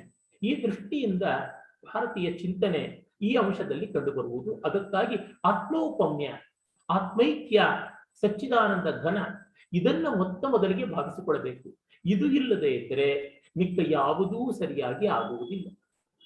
ಹಾಗಾಗಿ ಈ ದೃಷ್ಟಿಯಿಂದ ನೋಡಿದ್ರೆ ಯಾವುದೇ ಮತದಲ್ಲಿ, ಅದು ಕ್ರೈಸ್ತ ಇರಲಿ, ಇಸ್ಲಾಂ ಇರಲಿ, ಶೈವ ಇರಲಿ, ವೈಷ್ಣವ ಇರಲಿ, ಶಾಕ್ತ ಇರಲಿ, ಯಹೂದ್ಯ ಇರಲಿ, ಜೈನ ಇರಲಿ, ಬೌದ್ಧ ಇರಲಿ, ಅಲ್ಲೆಲ್ಲ ಇರತಕ್ಕಂಥ ಹೆಚ್ಚು ಕಡಿಮೆಗಳನ್ನ ಸರಿಪಡಿಸಿಕೊಳ್ಳುವ ದೃಷ್ಟಿ ಬರುತ್ತದೆ. ಆ ಮತಗಳು ಈ ದೃಷ್ಟಿಯನ್ನು ಅನುಸರಿಸಿದ್ರೆ ಅವುಗಳು ತಾವೇ ಶುದ್ಧವಾಗುವುದಲ್ಲದೆ ಜಗತ್ತು ಶುದ್ಧವಾಗುತ್ತದೆ. ಅದೇ ರೀತಿಯಲ್ಲಿ ಬೇರೆ ಬೇರೆ ರಾಜಕೀಯ ವ್ಯವಸ್ಥೆಗಳು, ಕಮ್ಯುನಿಸಂ ಇರಬಹುದು, ಸೋಷಿಯಲಿಸಂ ಇರಬಹುದು, ಕ್ಯಾಪಿಟಲಿಸಂ ಇರಬಹುದು, ಡೆಮೋಕ್ರಸಿ ಅಂತ ಇರಬಹುದು, ಪ್ಲೂಟಾಕ್ರಸಿ ಅಂತ ಇರಬಹುದು, ಈ ರೀತಿಯಾದ ಎಷ್ಟೆಷ್ಟೋ ಬಗೆಯ ರಾಜಕೀಯ ವ್ಯವಸ್ಥೆಗಳು ಕೂಡ ಶುದ್ಧವಾಗುತ್ತವೆ. ಆ ಕಾರಣದಿಂದಲೇ ಮನುಸ್ಮೃತಿಯಲ್ಲಿ ಏತದ್ದೇಶ ಪ್ರಸೂತಸ್ಯ ಸಕಾಶಾದ್ ಅಗ್ರಜನ್ಮನ ಸುಂಸುಂ ಚರಿತ್ರಂ ಶಿಕ್ಷೇರನ್ ಪೃಥಿವ್ಯಾಂ ಸರ್ವ ಮಾನವ ಅಂತ ಜಗತ್ತಿನ ಎಲ್ಲ ಮಾನವರಿಗೂ ಇಲ್ಲಿಯ ಜ್ಞಾನಿಗಳಿಂದ ತಮ್ಮ ತಮ್ಮ ವರ್ತನೆ ಸರಿಯಾಗಿ ಹೇಗೆ ತಿದ್ದುಕೊಳ್ಳಬೇಕು, ರೂಪಿಸಿಕೊಳ್ಳಬೇಕು ಅನ್ನುವ ಮಾರ್ಗದರ್ಶನ ಸಿಗುತ್ತದೆ, ಚಹರೆ ಸಿಗುತ್ತದೆ, ರೂಪರೇಖೆಗಳು ಸಿಗುತ್ತವೆ, ನಕ್ಷೆ ಸಿಗುತ್ತದೆ ಅಂತ ಹೇಳಿರುವಂಥದ್ದು. ಇನ್ನ ನಮ್ಮಲ್ಲಿ ಯಾವ ಚಿಂತನೆ ಮುಖ್ಯವಾಗಿ ಬಂದಿದೆ, ಜಗತ್ತಿಗೆ ಭಾರತ ಕೊಟ್ಟಂತದ್ದು ಯಾವುದು ಅಂತ ನೋಡುವುದಿದ್ದರೆ ಒಂದು ಸ್ವಾರಸ್ಯ ನೋಡಿ. Anything which is essentially Indian is obviously universal and anything which is universal is obviously Indian ಅಂತ ಗೊತ್ತಾಗುತ್ತದೆ. ಅಂದ್ರೆ ಯಾವುದು ಮೂಲತಃ ಭಾರತೀಯವೋ ಅದು ವೈಶ್ವಿಕವೂ ಆಗಿದೆ, ಯಾವುದು ವೈಶ್ವಿಕವೋ ಅದು ಮೂಲತಃ ಭಾರತೀಯವೂ ಆಗಿದೆ. ಅದರಿಂದ ಒಳ್ಳೆಯದು ಭಾರತೀಯತೆಯನ್ನು ಒಂದು ರೀತಿ ಪರ್ಯಾಯ ಶಬ್ದವಾಗಿ ತೆಗೆದುಕೊಳ್ಳಬಹುದು. ಇದು ನಾನು ದೇಶಭಕ್ತಿಯ ಅಂಧತೆಯಿಂದ ಹೇಳ್ತಿಲ್ಲ, ದೇಶಭಕ್ತಾಂಧನಾಗಿ ಹೇಳ್ತಾ ಇಲ್ಲ, ಭಾರತೀಯತೆಯ ಉನ್ಮಾದದಲ್ಲಿ ಹೇಳ್ತಾ ಇಲ್ಲ, ವಿವೇಕದಿಂದ ಹೇಳ್ತೀನಿ. Which is essentially Indian. Peripherally Indian ಬೇರೆ, ಎಸೆನ್ಷಿಯಲಿ ಇಂಡಿಯನ್ ಬೇರೆ. ಎಸೆನ್ಷಿಯಲಿ ಇಂಡಿಯನ್ ಸಚ್ಚಿದಾನಂದ, ಎಸೆನ್ಷಿಯಲಿ ಇಂಡಿಯನ್ ಅಂತ ಅನ್ನೋದು ಧರ್ಮ ಬ್ರಹ್ಮರಸ. ಆ ಧರ್ಮ ಬ್ರಹ್ಮರಸವನ್ನು ನಾವು ನೋಡ್ಬೋದು. ಜಗತ್ತಿನಲ್ಲಿ ಜಗತ್ತಿಗೆ ಭಾರತ ದೇಶ ಕೊಟ್ಟ ಕೊಡುಗೆ ಏನು ಅಂದ್ರೆ ಎಲ್ಲರಿಗೂ ಅನ್ವಯಿಸುವಂಥದ್ದು, ಎಲ್ಲರ ಅಭ್ಯುದಯಕ್ಕೂ ಅನ್ವಯಿಸುವಂಥದ್ದು ಅನ್ನೋದಕ್ಕೆ ತಮಿಳುನಾಡಿನಲ್ಲಿ ಈಗ ಒಂದು ಶತಮಾನಕ್ಕೂ ಹಿಂದೆ ಹುಟ್ಟಿದ, ಅಂದ್ರೆ ಅವರಿಗೆ ಬದುಕಿದ್ದಿದ್ರೆ ಸುಮಾರು 115 ವರ್ಷ ಆಗಿರ್ತಾ ಇತ್ತು, ಡಾಕ್ಟರ್ ವಿ ರಾಘವನ್ ಅಂತ ವಿದ್ವಾಂಸರಿದ್ರು. ಕಂಪ್ಲೀಟ್ ಸ್ಕಾಲರ್ ಅನ್ನುವ ಖ್ಯಾತಿ ಅವರಿಗಿತ್ತು. ಅವರು ಹೇಳ್ತಾರೆ, ಧರ್ಮೋ ಬ್ರಹ್ಮರಸಮಿತಿ ಶಿವಂ ಸತ್ಯಂಚ ಸುಂದರಂ ಯಾದೃಶೀ ತತ್ವಮೂಚೇತಾಂ ಒಂದೇ ಸಂಸ್ಕೃತ ಪ್ರತಿಭಾಂ ನುಮಃ ಅಂತ ಹೇಳ್ತಾರೆ. ಸಂಸ್ಕೃತ ಪ್ರತಿಭಾ ಅನ್ನುವ ಪತ್ರಿಕೆಯಲ್ಲಿ ಬರೀತಾ ಹೇಳ್ತಾರೆ, ಟ್ರೂತ್, ಗುಡ್ ಅಂಡ್ ಬ್ಯೂಟಿ ಅನ್ನುವುದು ಪಾಶ್ಚಾತ್ಯ ಜಗತ್ತು ಕಂಡುಕೊಂಡ ಮೌಲ್ಯಗಳು. ಅದನ್ನ 3 ಮೌಲ್ಯಗಳು ಇಳಿಸ್ತಾರೆ ಪಾಶ್ಚಾತ್ಯರು, ಟ್ರೂತ್, ಬ್ಯೂಟಿ ಅಂಡ್ ಗುಡ್ ಅಂತ. ಗುಡ್ನೆಸ್. ಅದಕ್ಕೆ ಸಂವಾದ ನಮ್ಮಲ್ಲಿ ಇದೆಯಾ ಅಂದ್ರೆ ಅದಕ್ಕಿಂತ ತುಂಬಾ ಉನ್ನತವಾಗಿದೆ. ಅದು ಧರ್ಮ ಬ್ರಹ್ಮ ರಸ. ಇದನ್ನ ಕುರಿತು ಒಂದು 100 ವರ್ಷಗಳಿಗೂ ಹಿಂದೆನೆ, ಹತ್ತತ್ರ 110 ವರ್ಷಗಳಿಗೆ ಹಿಂದೆನೆ ನಮ್ಮ ಮೈಸೂರಿನವರೇ ಆಗಿದ್ದ ಆಚಾರ್ಯ ಎಂ ಹಿರಿಯಣ್ಣನವರು ಕ್ವೆಸ್ಟ್ ಆಫ್ಟರ್ ಪರ್ಫೆಕ್ಷನ್ ಅಂತನ್ನುವ ಒಂದು ಗ್ರಂಥದಲ್ಲಿ ಆ ಹೆಸರಿಂದೇ ಲೇಖನ ಉಂಟು. ಅದು ಚೆನ್ನೈನಲ್ಲಿ ಮಾಡಿದ ಭಾಷಣ. ಆ ಭಾಷಣದ ವಿಸ್ತೃತ ರೂಪ ಲೇಖನ. ಅಲ್ಲಿ ಅವರು ಹೇಳ್ತಾರೆ, ಈ ಪಾಶ್ಚಾತ್ಯರ ಟ್ರೂತ್, ಬ್ಯೂಟಿ ಅಂಡ್ ಗುಡ್ ಅಂತ ಯಾವುದಿದೆ ಅದಕ್ಕಿಂತಲೂ ಉತ್ತಮವಾದದ್ದು ನಮ್ಮ ದೇಶದಲ್ಲಿದೆ, ಅದಕ್ಕಿಂತ ಉತ್ಕೃಷ್ಟವಾದದ್ದು ಅಂತ ತೋರ್ಪಡಿಸ್ತಾರೆ. ಆ ಭಾವದಿಂದಲೇ ವೀರಾಘವನ್ನವರು ಈ ಶ್ಲೋಕವನ್ನು ಮಾಡಿದ್ರು. ಧರ್ಮೋ ಬ್ರಹ್ಮ ರಸ ಇತಿ ಶಿವಂ ಸತ್ಯಂಚ ಸುಂದರಂ ಯಾದೃಶೀಂ ತತ್ವಮೂಚೇತಾಂ ಸಂಸ್ಕೃತ ಪ್ರತಿಭಾಂ ನಮಃ. ಧರ್ಮ ಅಂದ್ರೆ ವಿಶ್ವವನ್ನೇ ತಾಳಿಸುವ ಬಾಳಿಸುವ ಶಕ್ತಿ. ಇಟ್ಸ್ ಎ ಸಬ್ಲೈಮ್ ಕಾಂಪ್ರಮೈಸ್, ಉದಾತ್ತವಾದ ಹೊಂದಾಣಿಕೆ ಅಂತ ಕರೀಬಹುದು. ಇನ್ನು ಬ್ರಹ್ಮ ಅಂತಂದ್ರೆ ಎಲ್ಲಕ್ಕಿಂತ ಮಿಗಿಲಾದದ್ದು, ಸಚ್ಚಿದಾನಂದವೇ ಆದದ್ದು, ಅದ್ವಿತೀಯವಾದದ್ದು, ಅವಿರೋಧವಾದದ್ದು, ಸಮನ್ವಿತವಾದದ್ದು. ಮತ್ತು ರಸ ಅಂದ್ರೆ ಆನಂದ, ಆಸ್ವಾದ. ನಮ್ಮ ರಸ ಸಿದ್ಧಾಂತ ಜಗತ್ತಿಗೆಲ್ಲ ಬೇಕಿರುವ ಇಹಲೋಕದ ಪರಮಾನಂದವನ್ನು ಕೊಡೋದಕ್ಕೆ ರಸ ಸಿದ್ಧಾಂತ ಇದೆ. ಇಹ ಪರಗಳೆರಡಕ್ಕೂ ಕೊಡೋದಕ್ಕೆ ಬ್ರಹ್ಮತತ್ವ ಇದೆ. ಅಲ್ಲಿ ಜೀವನ ನಡೆಸೋಕ್ಕೆ ಬೇಕಾದಂತಹ ವ್ಯವಸ್ಥೆ ಧರ್ಮ ಮಾಡಿಕೊಡುತ್ತದೆ. ಹೀಗಾಗಿ ಧರ್ಮ ಎಲ್ಲರ ಒಳಿತನ್ನ, ವ್ಯವಸ್ಥೆಯನ್ನ ಕಾಣಿಸುತ್ತದೆ. ರಸ ಎಲ್ಲರ ಆನಂದವನ್ನ, ಉಲ್ಲಾಸವನ್ನ ಕಾಣಿಸುತ್ತದೆ. ಇವೆರಡಕ್ಕೂ ಬೇಕಿರುವ ತಾತ್ವಿಕವಾದ ಶಕ್ತಿ, ಸಾಮರ್ಥ್ಯಗಳನ್ನ, ತಾಳಿಕೆ ಬಾಳಿಕೆಗಳನ್ನ ಬ್ರಹ್ಮ ಕೊಡುತ್ತದೆ. ಈ ರೀತಿಯಾಗಿದೆ. ಇದು ಭಾರತೀಯ ಚಿಂತನೆ. ಇದು ತುಂಬಾ ಮುಖ್ಯವಾದದ್ದು, ತುಂಬಾ ಮೂಲಭೂತವಾದದ್ದು. ಇದನ್ನ ನಾವು ಮರೆತರೆ ಮತ್ತೆ ಇನ್ಯಾವುದನ್ನು ಹೇಳಿದ್ರೂ ಪ್ರಯೋಜನವಾಗೋಲ್ಲ. ಯಾಕೆಂದ್ರೆ ತುಂಬಾ ಜನ ಭಾರತೀಯ ತತ್ವಗಳು, ಸನಾತನ ಧರ್ಮದ ತತ್ವಗಳು, ಭಾರತೀಯ ಚಿಂತನೆಗಳು ಅಂದ್ರೆ ಪುನರ್ಜನ್ಮ ಸಿದ್ಧಾಂತ, ಕರ್ಮ ಸಿದ್ಧಾಂತ ಅಂತ ಹೀಗೆಲ್ಲ ಹೋಗ್ತಾರೆ. ಅವಲ್ಲ. ಕರ್ಮ ಸಿದ್ಧಾಂತಕ್ಕಿಂತ ತುಂಬಾ ಉತ್ಕೃಷ್ಟವಾದದ್ದು ಕರ್ಮಯೋಗ ಸಿದ್ಧಾಂತ. ಕರ್ಮ ಸಿದ್ಧಾಂತ ಅನ್ನುವುದು ಇವತ್ತು ನಾನು ಮಾಡಿದ್ದು ನಾಳೆ ನನಗೆ ಆಗುತ್ತದೆ ಅನ್ನುವ ಒಂದು ಕಾರ್ಯಕಾರಣ ಭಾವವನ್ನ ಹೊಂದಿದ್ದು, ಅದರಿಂದ ಬಂದದ್ದು ಜನ್ಮಾಂತರ. ಆದರೆ ಅದಕ್ಕಿಂತಲೂ ಮುಖ್ಯವಾದದ್ದು ಈಗ ಇಲ್ಲಿ ನಾನು ಅಂಟಿಲ್ಲದೆ ಕೆಲಸ ಮಾಡಬೇಕು, ನಿರ್ಲೇಪ ಕರ್ಮ. ಇದನ್ನೇ ವಚನಕಾರರು ಕಾಯಕ ಅನ್ನುವ ಶಬ್ದದಲ್ಲಿ ಹೇಳಿದ್ದಾರೆ. ಆ ಅರ್ಥದಲ್ಲಿಯೇನೆ ಕರ್ಮಣ್ಯೇವಾಧಿಕಾರಸ್ಥೆ ಮಾ ಫಲೇಶು ಕದಾಚನ ಮಾ ಕರ್ಮ ಫಲಹೇತುರ್ಭೂಹು ಮಾತೇ ಸಂಗೋಸ್ತ್ವಕರ್ಮಣಿ ಅಂತ ಭಗವದ್ಗೀತೆಯಲ್ಲಿ ಕೃಷ್ಣ ಹೇಳಿದ ಪ್ರಸಿದ್ಧವಾದ ಮಾತೇನಿದೆ, ಅದನ್ನ ಬಸವಣ್ಣನವರು ಕಾಯಕವೇ ಕೈಲಾಸ ಅಂತ ಹೇಳಿದ್ದಾರೆ. ಹೀಗೆ ಕರ್ಮಯೋಗ ದೊಡ್ಡದು, ಕರ್ಮ ಸಿದ್ಧಾಂತ ಅಲ್ಲ. ಅವೆರಡು ತುಂಬಾ ಭಿನ್ನ ಭಿನ್ನವಾದವು. ಇರಲಿ. ಹೀಗೆ ರಾಂಗ್ ಪ್ರಿಯಾರಿಟೀಸ್ ಅಂತೀವಲ್ಲ, ತಪ್ಪಾದ ಪ್ರಾಧಾನ್ಯಗಳನ್ನ ಇಟ್ಟುಕೊಂಡು ನಮ್ಮ ಭಾರತೀಯ ಚಿಂತನೆಯನ್ನು ಎಷ್ಟೋ ಜನ ಎಷ್ಟೋ ಬಾರಿ ಅರ್ಥ ಮಾಡಿಕೊಳ್ಳಲ್ಲ. ಅದಕ್ಕಾಗಿ ಈ ಮಾತನ್ನು ಹೇಳಿದೆ. ಮತ್ತೆ ಇನ್ನು ಯಾವುದನ್ನ ನಾವು ಭಾರತೀಯ ಚಿಂತನೆಗಳು ಅಂತ ಹೇಳಬಹುದು ಅಂದ್ರೆ ಪುರುಷಾರ್ಥಗಳು. ಪುರುಷಾರ್ಥಗಳನ್ನ ಸರಿಯಾಗಿ ಅರ್ಥ ಮಾಡಿಕೊಂಡ್ರೆ ಮಿಕ್ಯಾವುದೂ ತೊಂದರೆ ಇಲ್ಲದೆ ಗೊತ್ತಾಗುತ್ತದೆ. ತುಂಬಾ ಜನಕ್ಕೆ ಪುರುಷ ಅಂತಂದ್ರೆ ಗಂಡಿನ ಪ್ರಾಧಾನ್ಯ ಅಂತ ಒಂದು ಭ್ರಮೆ ಇದೆ. ಪುರುಷ ಶಬ್ದಕ್ಕೆ ಗಂಡು ಅನ್ನುವ ಅರ್ಥ ಅಲ್ಲ, ಜೀವ ಅನ್ನುವ ಅರ್ಥ. ನಮ್ಮ ವೇದಾಂತ ಶಾಸ್ತ್ರಗಳಲ್ಲೆಲ್ಲ ಪುರುಷ ಅನ್ನೋದಕ್ಕೆ ಜೀವ ಅನ್ನುವ ಅರ್ಥವೇ ಹೆಚ್ಚಾಗಿ ಉಂಟು. ಪುರ ಅಂದ್ರೆ ದೇಹ, ದೇಹದಲ್ಲಿ ಬಾಳುವಂಥದ್ದು, ಆ ಬ್ರಹ್ಮವಸ್ತುವಿನ ಪ್ರತಿಫಲನ ಅದು ಜೀವಾತ್ಮ. ಹೀಗಾಗಿ ದೇಹವುಳ್ಳಂತ ಆ ಒಂದು ಆತ್ಮ ಜೀವ ಅಂತ ಅನಿಸಿಕೊಳ್ಳುತ್ತದೆ. ಹೀಗಾಗಿ ಜೀವ ತನ್ನೊಳಗಿನ ಚೈತನ್ಯವನ್ನ ಕಂಡುಕೊಳ್ಳುವಂಥದ್ದೇನಿದೆ ಅದಕ್ಕಾಗಿ ನಡೆಸುವ ಪ್ರಯತ್ನವೇ ಪುರುಷಾರ್ಥಗಳಲ್ಲಿದೆ. ಅಂದ್ರೆ ಧರ್ಮ, ಅರ್ಥ, ಕಾಮ, ಮೋಕ್ಷ ಅಂತ 4 ಬಗೆಯಲ್ಲಿದೆಯಲ್ಲ. ಇಲ್ಲಿ ನೋಡಿ, ಅರ್ಥ ಕಾಮಗಳು ನೈಸರ್ಗಿಕವಾದವು, ಇನ್ನು ಧರ್ಮ ಮೋಕ್ಷಗಳು ಸಾಂಸ್ಕೃತಿಕವಾದವು. ನೈಸರ್ಗಿಕವಾದದ್ರೊಳಗೆ ವ್ಯವಸ್ಥೆ ಇಲ್ಲ, ಸಮಾಧಾನ ಇಲ್ಲ, ಕಲಹ, ಸಂಘರ್ಷ, ಸ್ಪರ್ಧೆ, ವೈರ, ಮಾತ್ಸರ್ಯ ಆಗಿರುವುದರಿಂದಲೇ ಅದಕ್ಕೊಂದು ಸಾಂಸ್ಕೃತಿಕವಾದ ವ್ಯವಸ್ಥೆಯನ್ನು ಕಲ್ಪಿಸಬೇಕು.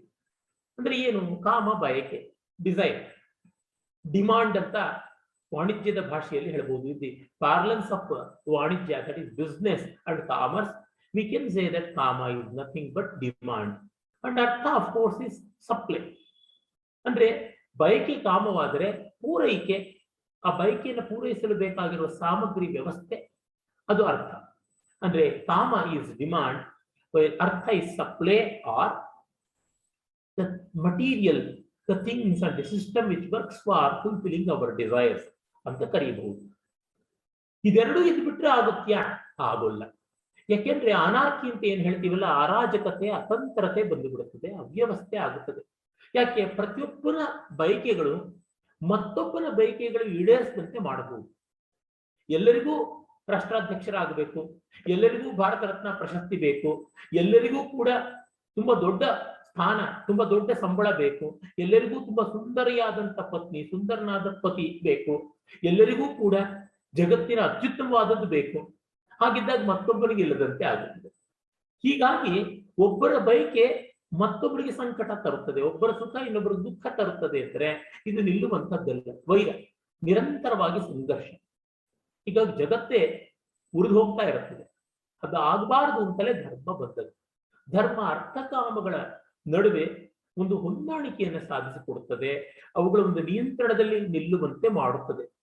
ಅಂದ್ರೆ ಹಸಿ ಬಿಸಿಯಾದ ಅರ್ಥಕಾಮಗಳನ್ನ ಹದ ಮಾಡಿಕೊಡ್ತಕ್ಕಂಥದ್ದು. The seasoning of our demand and supply, seasoning of our desires and the agencies which fulfil desire will be accomplished through dharma ಅಂತ ಅನ್ಬೇಕು. ಈ ದೃಷ್ಟಿಯಿಂದ ಕಂಡಾಗ ಈ ಅರ್ಥಕಾಮಗಳಿಗೆ ಒಂದು ವ್ಯವಸ್ಥೆಯನ್ನು ಕಲ್ಪಿಸುವುದು ಅಷ್ಟು ಮಾತ್ರವಲ್ಲ, ಈ ಅರ್ಥಕಾಮಗಳು ಇಷ್ಟು ವ್ಯವಸ್ಥಿತವಾಗಿ ನಮ್ಮ ಬದುಕಿಗೆ ಬಂದರೂ ಕಡೆಗೆ ಅವುಗಳು ನಮ್ಮನ್ನು ಬಳಲಿಸುತ್ತವೆ. They ought to fatigue us. ಆ ಕಾರಣದಿಂದ ಅದನ್ನು ಮೀರುವುದಕ್ಕೆ ಪ್ರಯತ್ನ ಮಾಡಬೇಕು.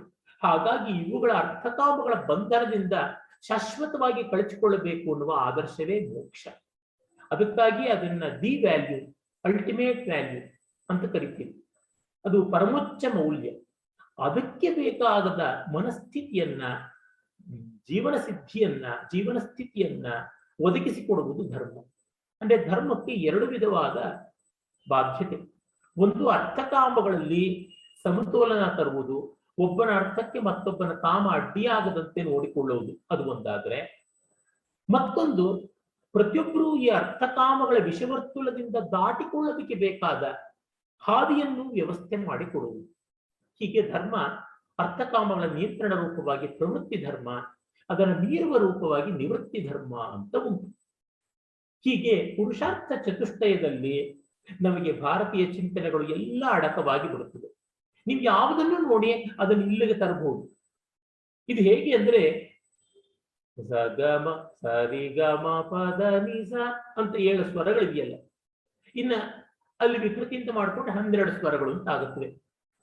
ಷಡ್ಜ, ಋಷಭ, ಗಾಂಧಾರ, ಮಧ್ಯಮ, ಪಂಚಮ, ದೈವತ, ನಿಷಾದ ಅಂತ 7 ಸ್ವರಗಳಲ್ಲದೆ ಅಲ್ಲಿ ಋಷಭದಲ್ಲಿ 2 ಅಂತ, ಆಮೇಲೆ ಗಾಂಧಾರದಲ್ಲಿ 2, ದೈವತದಲ್ಲಿ 2, ನಿಷಾದದಲ್ಲಿ 2 ಅಂತ ಮಾಡಿಕೊಂಡು 12 ಸ್ವರ ಅಂತ ಆಗುತ್ತದೆ. ಮಧ್ಯಮದಲ್ಲಿ 2 ಅಂತ ಮಾಡಿಕೊಂಡು ಹೀಗೆ ಒಟ್ಟು 12 ಸ್ವರಗಳು. ಅಂದರೆ 7 ಪ್ರಕೃತಿ ಸ್ವರಗಳು ಮತ್ತೆ 6 ಅಂತ ಮಾಡಿಕೊಂಡಾಗ, ಮತ್ತೆ 4 ಅಂತ ಮಾಡಿಕೊಂಡಾಗ, 5 ಅಂತ ಮಾಡಿಕೊಂಡಾಗ 12 ಸ್ವರಗಳು. ಈ 12 ಸ್ವರಗಳಲ್ಲಿ ಜಗತ್ತಿನ ಎಲ್ಲ ರಾಗಗಳು ಬಂದುಬಿಡುತ್ತೆ. ಅಲ್ಲಿ ಮತ್ತೆ ಸಣ್ಣ ವ್ಯತ್ಯಾಸ ಮಾಡಿಕೊಂಡು ವಿವಾದಿ ಸ್ವರಗಳು ಅಂತ ಇಟ್ಕೊಂಡಿದ್ದಾರೆ. ಅದು ಇವುಗಳೊಳಗೆ ಮೂಲತಃ ಅಡಗುತ್ತವೆ. ಹೀಗಾಗಿ ನಮಗೆ ಗೋಚರವಾಗುವುದೇನೆಂದ್ರೆ, ಇದಿಷ್ಟು ಗೊತ್ತಿದ್ರೆ ಮಿಕ್ಕೆಲ್ಲ ರಾಗಗಳು ಗೊತ್ತಿದ್ದಂತೆ. ವರ್ಣಮಾಲೆ ಗೊತ್ತಿದ್ರೆ ಎಲ್ಲ ಲಿಪಿಯನ್ನು ಓದಬಲ್ಲಂತೆ, ಎಲ್ಲ ಪುಸ್ತಕಗಳನ್ನು ಓದಬಲ್ಲಂತೆ. ಈಗ ಇಂಗ್ಲಿಷ್ನ A to Z ಗೊತ್ತಿದ್ರೆ ಎಲ್ಲ ಅಕ್ಷರಗಳು, ಎಲ್ಲ ಪದಗಳು ಗೊತ್ತಿರುವಂತೆ. ಅದರೊಳಗೂ ನಮ್ಮ ಕನ್ನಡ, ಸಂಸ್ಕೃತ ಇತ್ಯಾದಿ ಭಾಷೆಗಳಲ್ಲಿ ಉಚ್ಚಾರಣೆ ಇದ್ದಂತೆಯೇ ಲಿಪಿ ವರ್ಣ ಇರುವ ಕಾರಣ ಮತ್ತೂ ಸುಲಭ. ಹೀಗೆ ಮೂಲಭೂತವಾದ ಕಲರ್, ಬಣ್ಣಗಳು ಅಂತ ನಾವು ಏನ್ ಹೇಳ್ತೀವಿ, ಅವುಗಳನ್ನು ಬಳಸಿಕೊಂಡ್ರೆ ಮಿಕ್ಕೆಲ್ಲ ಬಣ್ಣಗಳು ಬರುತ್ತವಲ್ಲ. ಆ ಬಗೆಯಲ್ಲಿ ಪುರುಷಾರ್ಥಗಳನ್ನ ನಾವು ಗಮನಿಸಿಕೊಂಡ್ರೆ ಮಿಕ್ಕೆಲ್ಲವೂ ಕೂಡ ಸಿದ್ಧಿ ಆಗುತ್ತವೆ. ಮಿಕ್ಕೆಲ್ಲ ಚಿಂತನೆಗಳು ಇಲ್ಲಿ ಅಳವಡುವಂಥದ್ದು ನೋಡುತ್ತದೆ. ಉದಾಹರಣೆಗೆ ನೋಡಿ, ಒಂದು ಆರ್ಥಿಕವಾದ ಚಿಂತನೆ ಹೇಗಿರಬೇಕು, ಬಹಳ ಮುಖ್ಯವಾದದ್ದು. ಆರ್ಥಿಕವಾದ ಚಿಂತನೆ ಹೇಗಿರಬೇಕು ಅಂತ ಬಂದ್ರೆ ನಾವು ಪುರುಷಾರ್ಥಗಳಲ್ಲಿ ಅರ್ಥ ಅನ್ನೋದನ್ನು ನೋಡ್ಬೇಕು. ಅರ್ಥ ಅಂದ್ರೆ ಮೀನ್ಸ್ ಅಂತ ಅರ್ಥ. ಅದು ಒಂದು ಮಾಧ್ಯಮ ಅಂತ. ಅಂದ್ರೆ ಏನು? ಯಾವುದೇ ಸಂಪನ್ಮೂಲವಾಗಲಿ ನಮ್ಮ ಸುಖಕ್ಕೆ ಒಂದು ಹಾದಿಯ ಹೊರತು ಅದೇ ಸುಖವಲ್ಲ. ಅಂದ್ರೆ ರೂಪಾಯಿ ನೋಟುಗಳನ್ನ ತಿನ್ನೋದಿಕ್ಕಾಗೋಲ್ಲ, ಅದನ್ನ ತೊಡಕ್ಕೂ ಆಗೋಲ್ಲ, ಅದರ ಮೂಲಕ ಮತ್ತೊಂದು ಮಾಡ್ಕೊಳ್ಬೇಕು. ಹೀಗಾಗಿ ಹಣ ಅದೊಂದು ಮಾಧ್ಯಮ. ಈಗ ಹಣದಿಂದ ನಾವು ಬಟ್ಟೆಯನ್ನೇ ಕೊಂಡಿರಬಹುದು, ಅದನ್ನ ಮೈ ಮೇಲೆ ಧರಿಸಿದಾಗ ನಮಗೆ ಬೆಚ್ಚಗಾಗುತ್ತದೆ. ಬಟ್ಟೆಯನ್ನು ಬೀರುವಿನಲ್ಲಿ ಬಿಟ್ಟರೆ ಮೈ ಬೆಚ್ಚಗಾಗುವುದು. ಆಹಾರವನ್ನ ಚೀಲದಲ್ಲಿ ಇಟ್ಟರೆ ನಮಗೆ ಹಸಿವು ಹಿಂಗೋಲ್ಲ, ನಾವು ಸ್ವೀಕರಿಸಬೇಕು. ಅಂದ್ರೆ ಏನರ್ಥ? ಅರ್ಥ ಅನ್ನುವುದು ನಮಗೆ ಸಂಬಂಧಿಸಬೇಕು, ಆಗಲೇ ಅದಕ್ಕೊಂದು ಮೌಲ್ಯತ್ವ ಬರುತ್ತದೆ. ಹೀಗಾಗಿ ನನ್ನ ಅನುಭವಕ್ಕೆ, ನನ್ನ ಬದುಕಿಗೆ ಸಂಬಂಧಪಟ್ಟಂತೆ ಬರಬೇಕು ಅಂತ ಗೊತ್ತಾಗುತ್ತದೆ.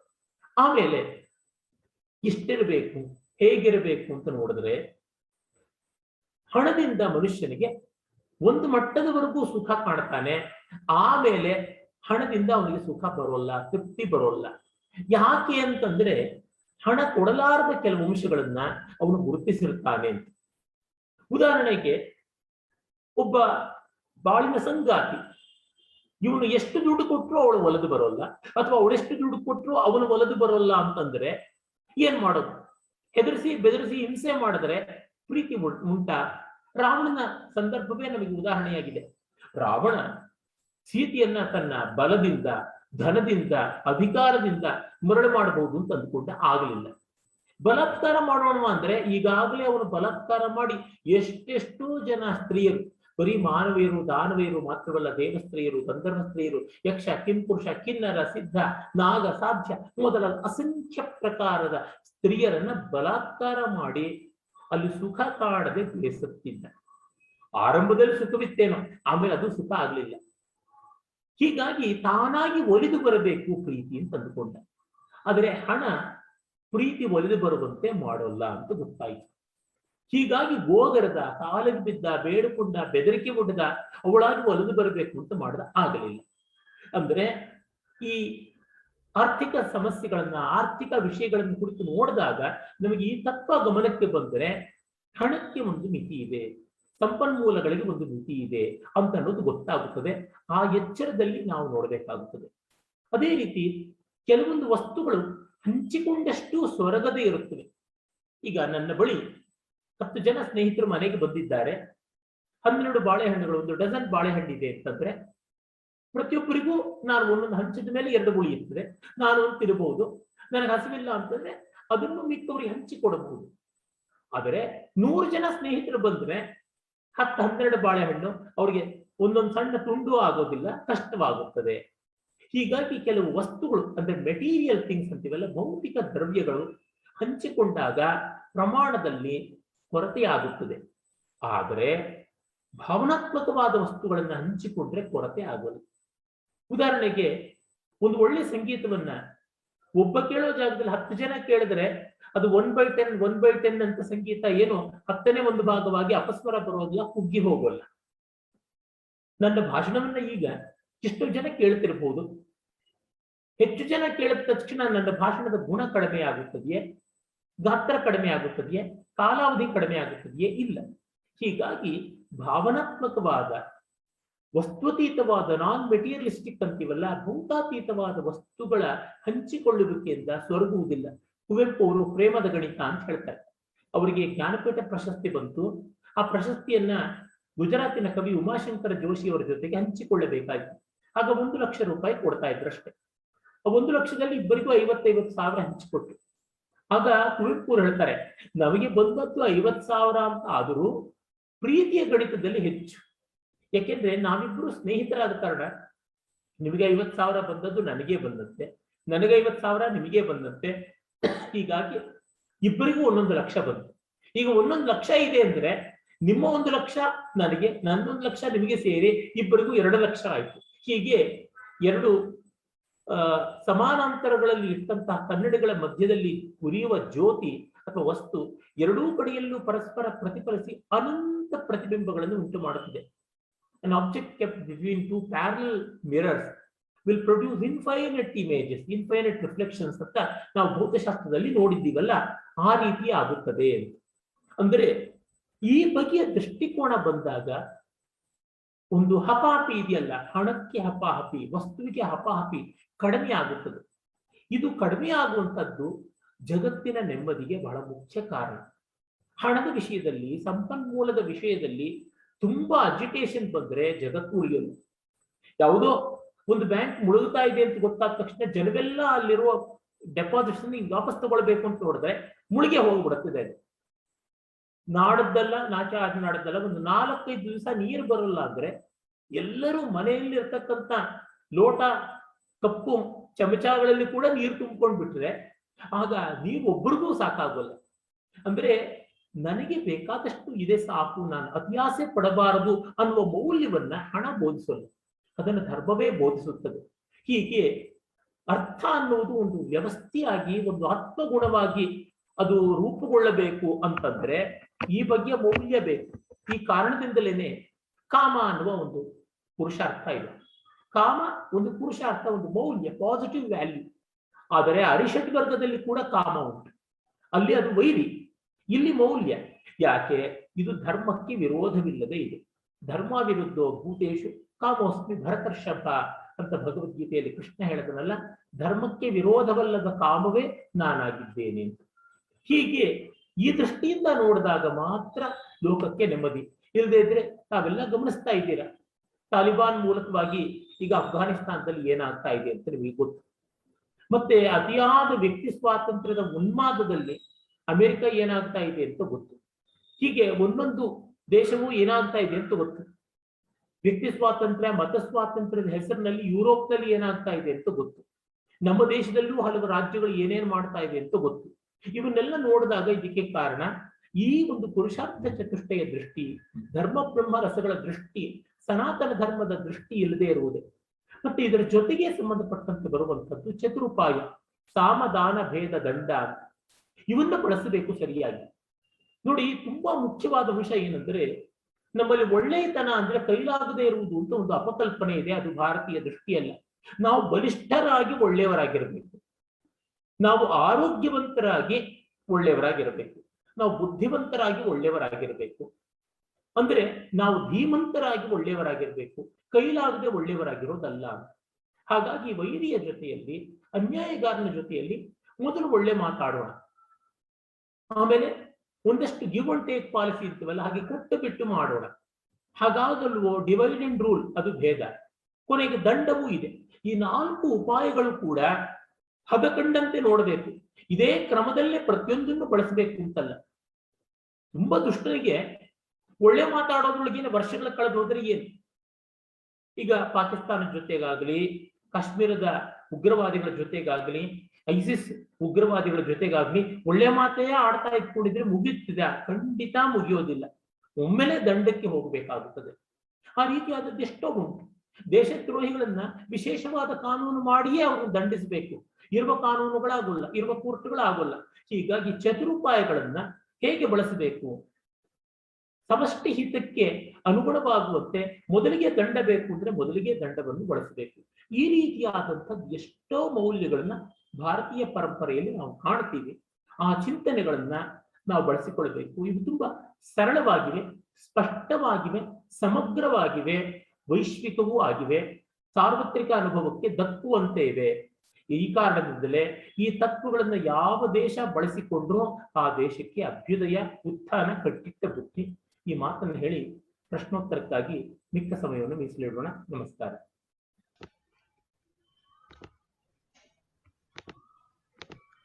Namaskara, sir. Thank you so much for this enlightening and enriching talk. We will now go for the question and answers. We'll first start with the first question.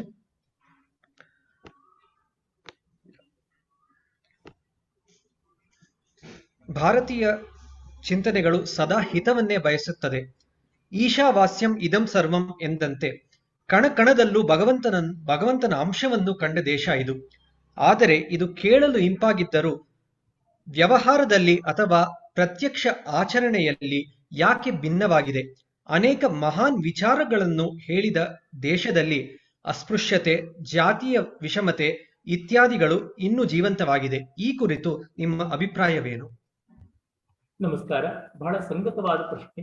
ದೊಡ್ಡ ದೊಡ್ಡ ಮಾತುಗಳು ಉಳಿದಿವೆ, ಆಚರಣೆಯಲ್ಲಿ ಆ ಬಗೆಯ ದೊಡ್ಡತನಗಳು ಎಷ್ಟೋ ಬಾರಿ ಕಾಣೋದಿಲ್ವಲ್ಲ ಅಂದ್ರೆ ಅದಕ್ಕೆ ಮುಖ್ಯ ಕಾರಣ ನಾನು ಹೇಳಿದನಲ್ಲ, ಮೂಲ ತತ್ವವನ್ನ ಮರೆತದ್ದೇ.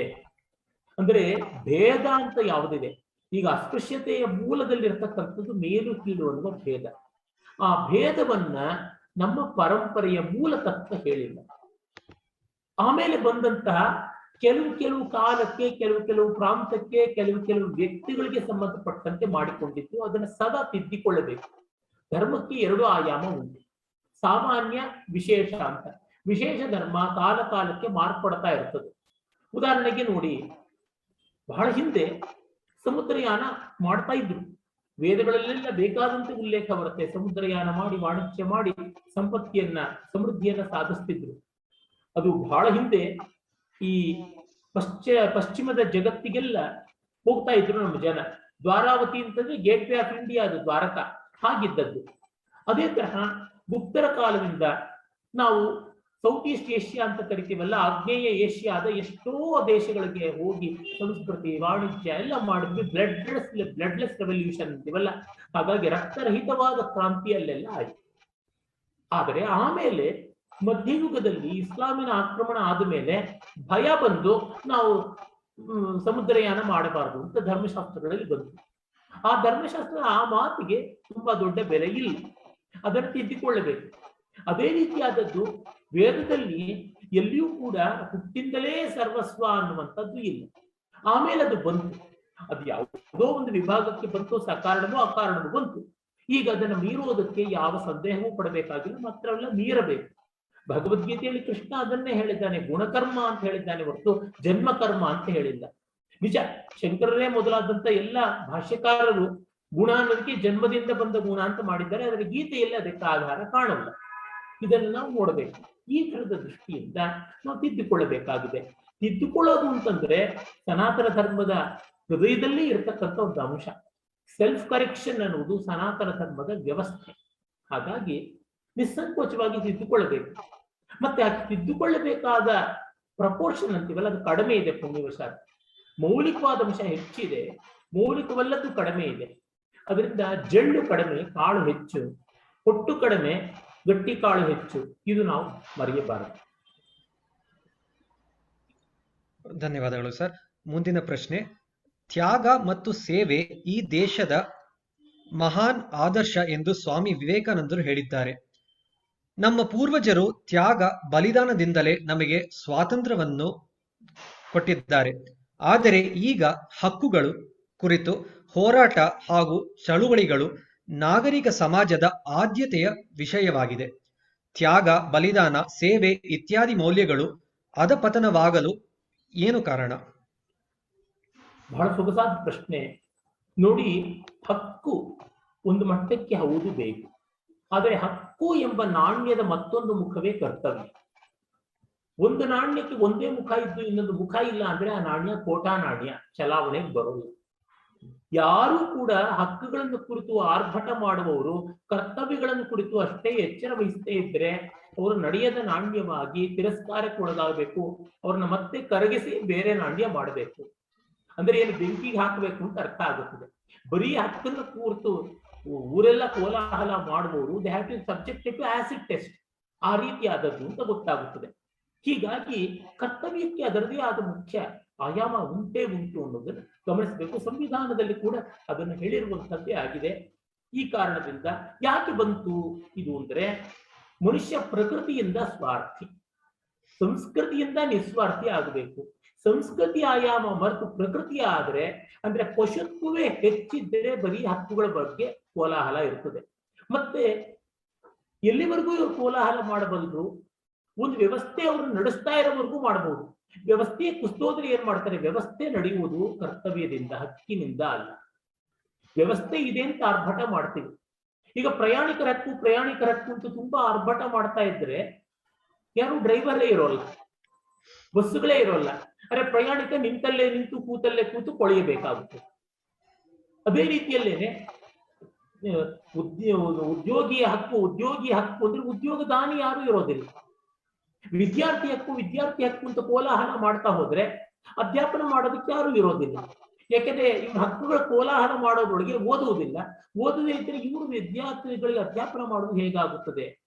ಹೀಗಾಗ್ತಾ ಬರುತ್ತದೆ.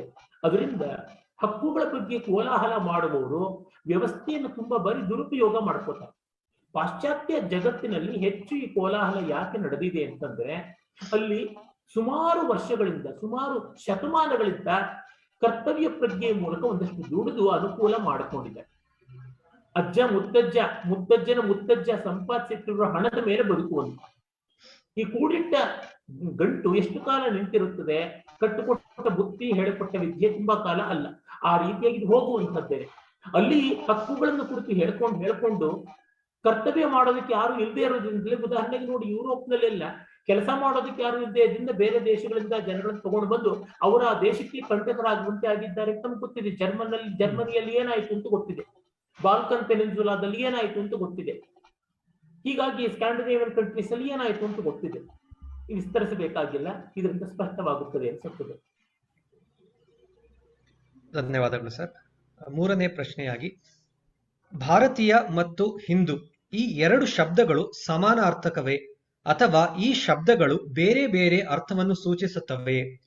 ಪರಸ್ಪರ ಪೂರಕ ಎಂದಾದರೆ ಹಿಂದೂ ಎಂಬ ಶಬ್ದ ಬಳಕೆಗೆ ಅಂಜಿಕೆ ಏಕೆ? ಬಹಳ ಒಳ್ಳೆಯ ಪ್ರಶ್ನೆ. ತತ್ವತಃ ಹಿಂದೂ ಭಾರತೀಯ ಎರಡಕ್ಕೂ ವ್ಯತ್ಯಾಸ ಇಲ್ಲ. ನಾನು ಇವೆರಡಕ್ಕಿಂತಲೂ ಮಿಗಿಲಾಗಿ ಸನಾತನ ಧರ್ಮ ಅನ್ನೋ ಪದವನ್ನು ಬಳಸ್ತೇನೆ. ಅದಕ್ಕೆ ಮುಖ್ಯ ಕಾರಣ ಏನು ಅಂತಂದ್ರೆ, ಹಿಂದೂ ಅನ್ನುವ ಶಬ್ದವನ್ನ ನಮಗೆ ಬೇರೆಯವರು ಕೊಟ್ಟಿದ್ದು, ನಾವು ನಮ್ಮದಾದ ಹೆಸರು ಇಟ್ಕೊಳ್ಳೋಣ ಅಂತ ನಾನು ಹೇಳ್ತೀನಿ. ಆ ಶಬ್ದದ ಬಗ್ಗೆ ವಿರೋಧವಿಲ್ಲ.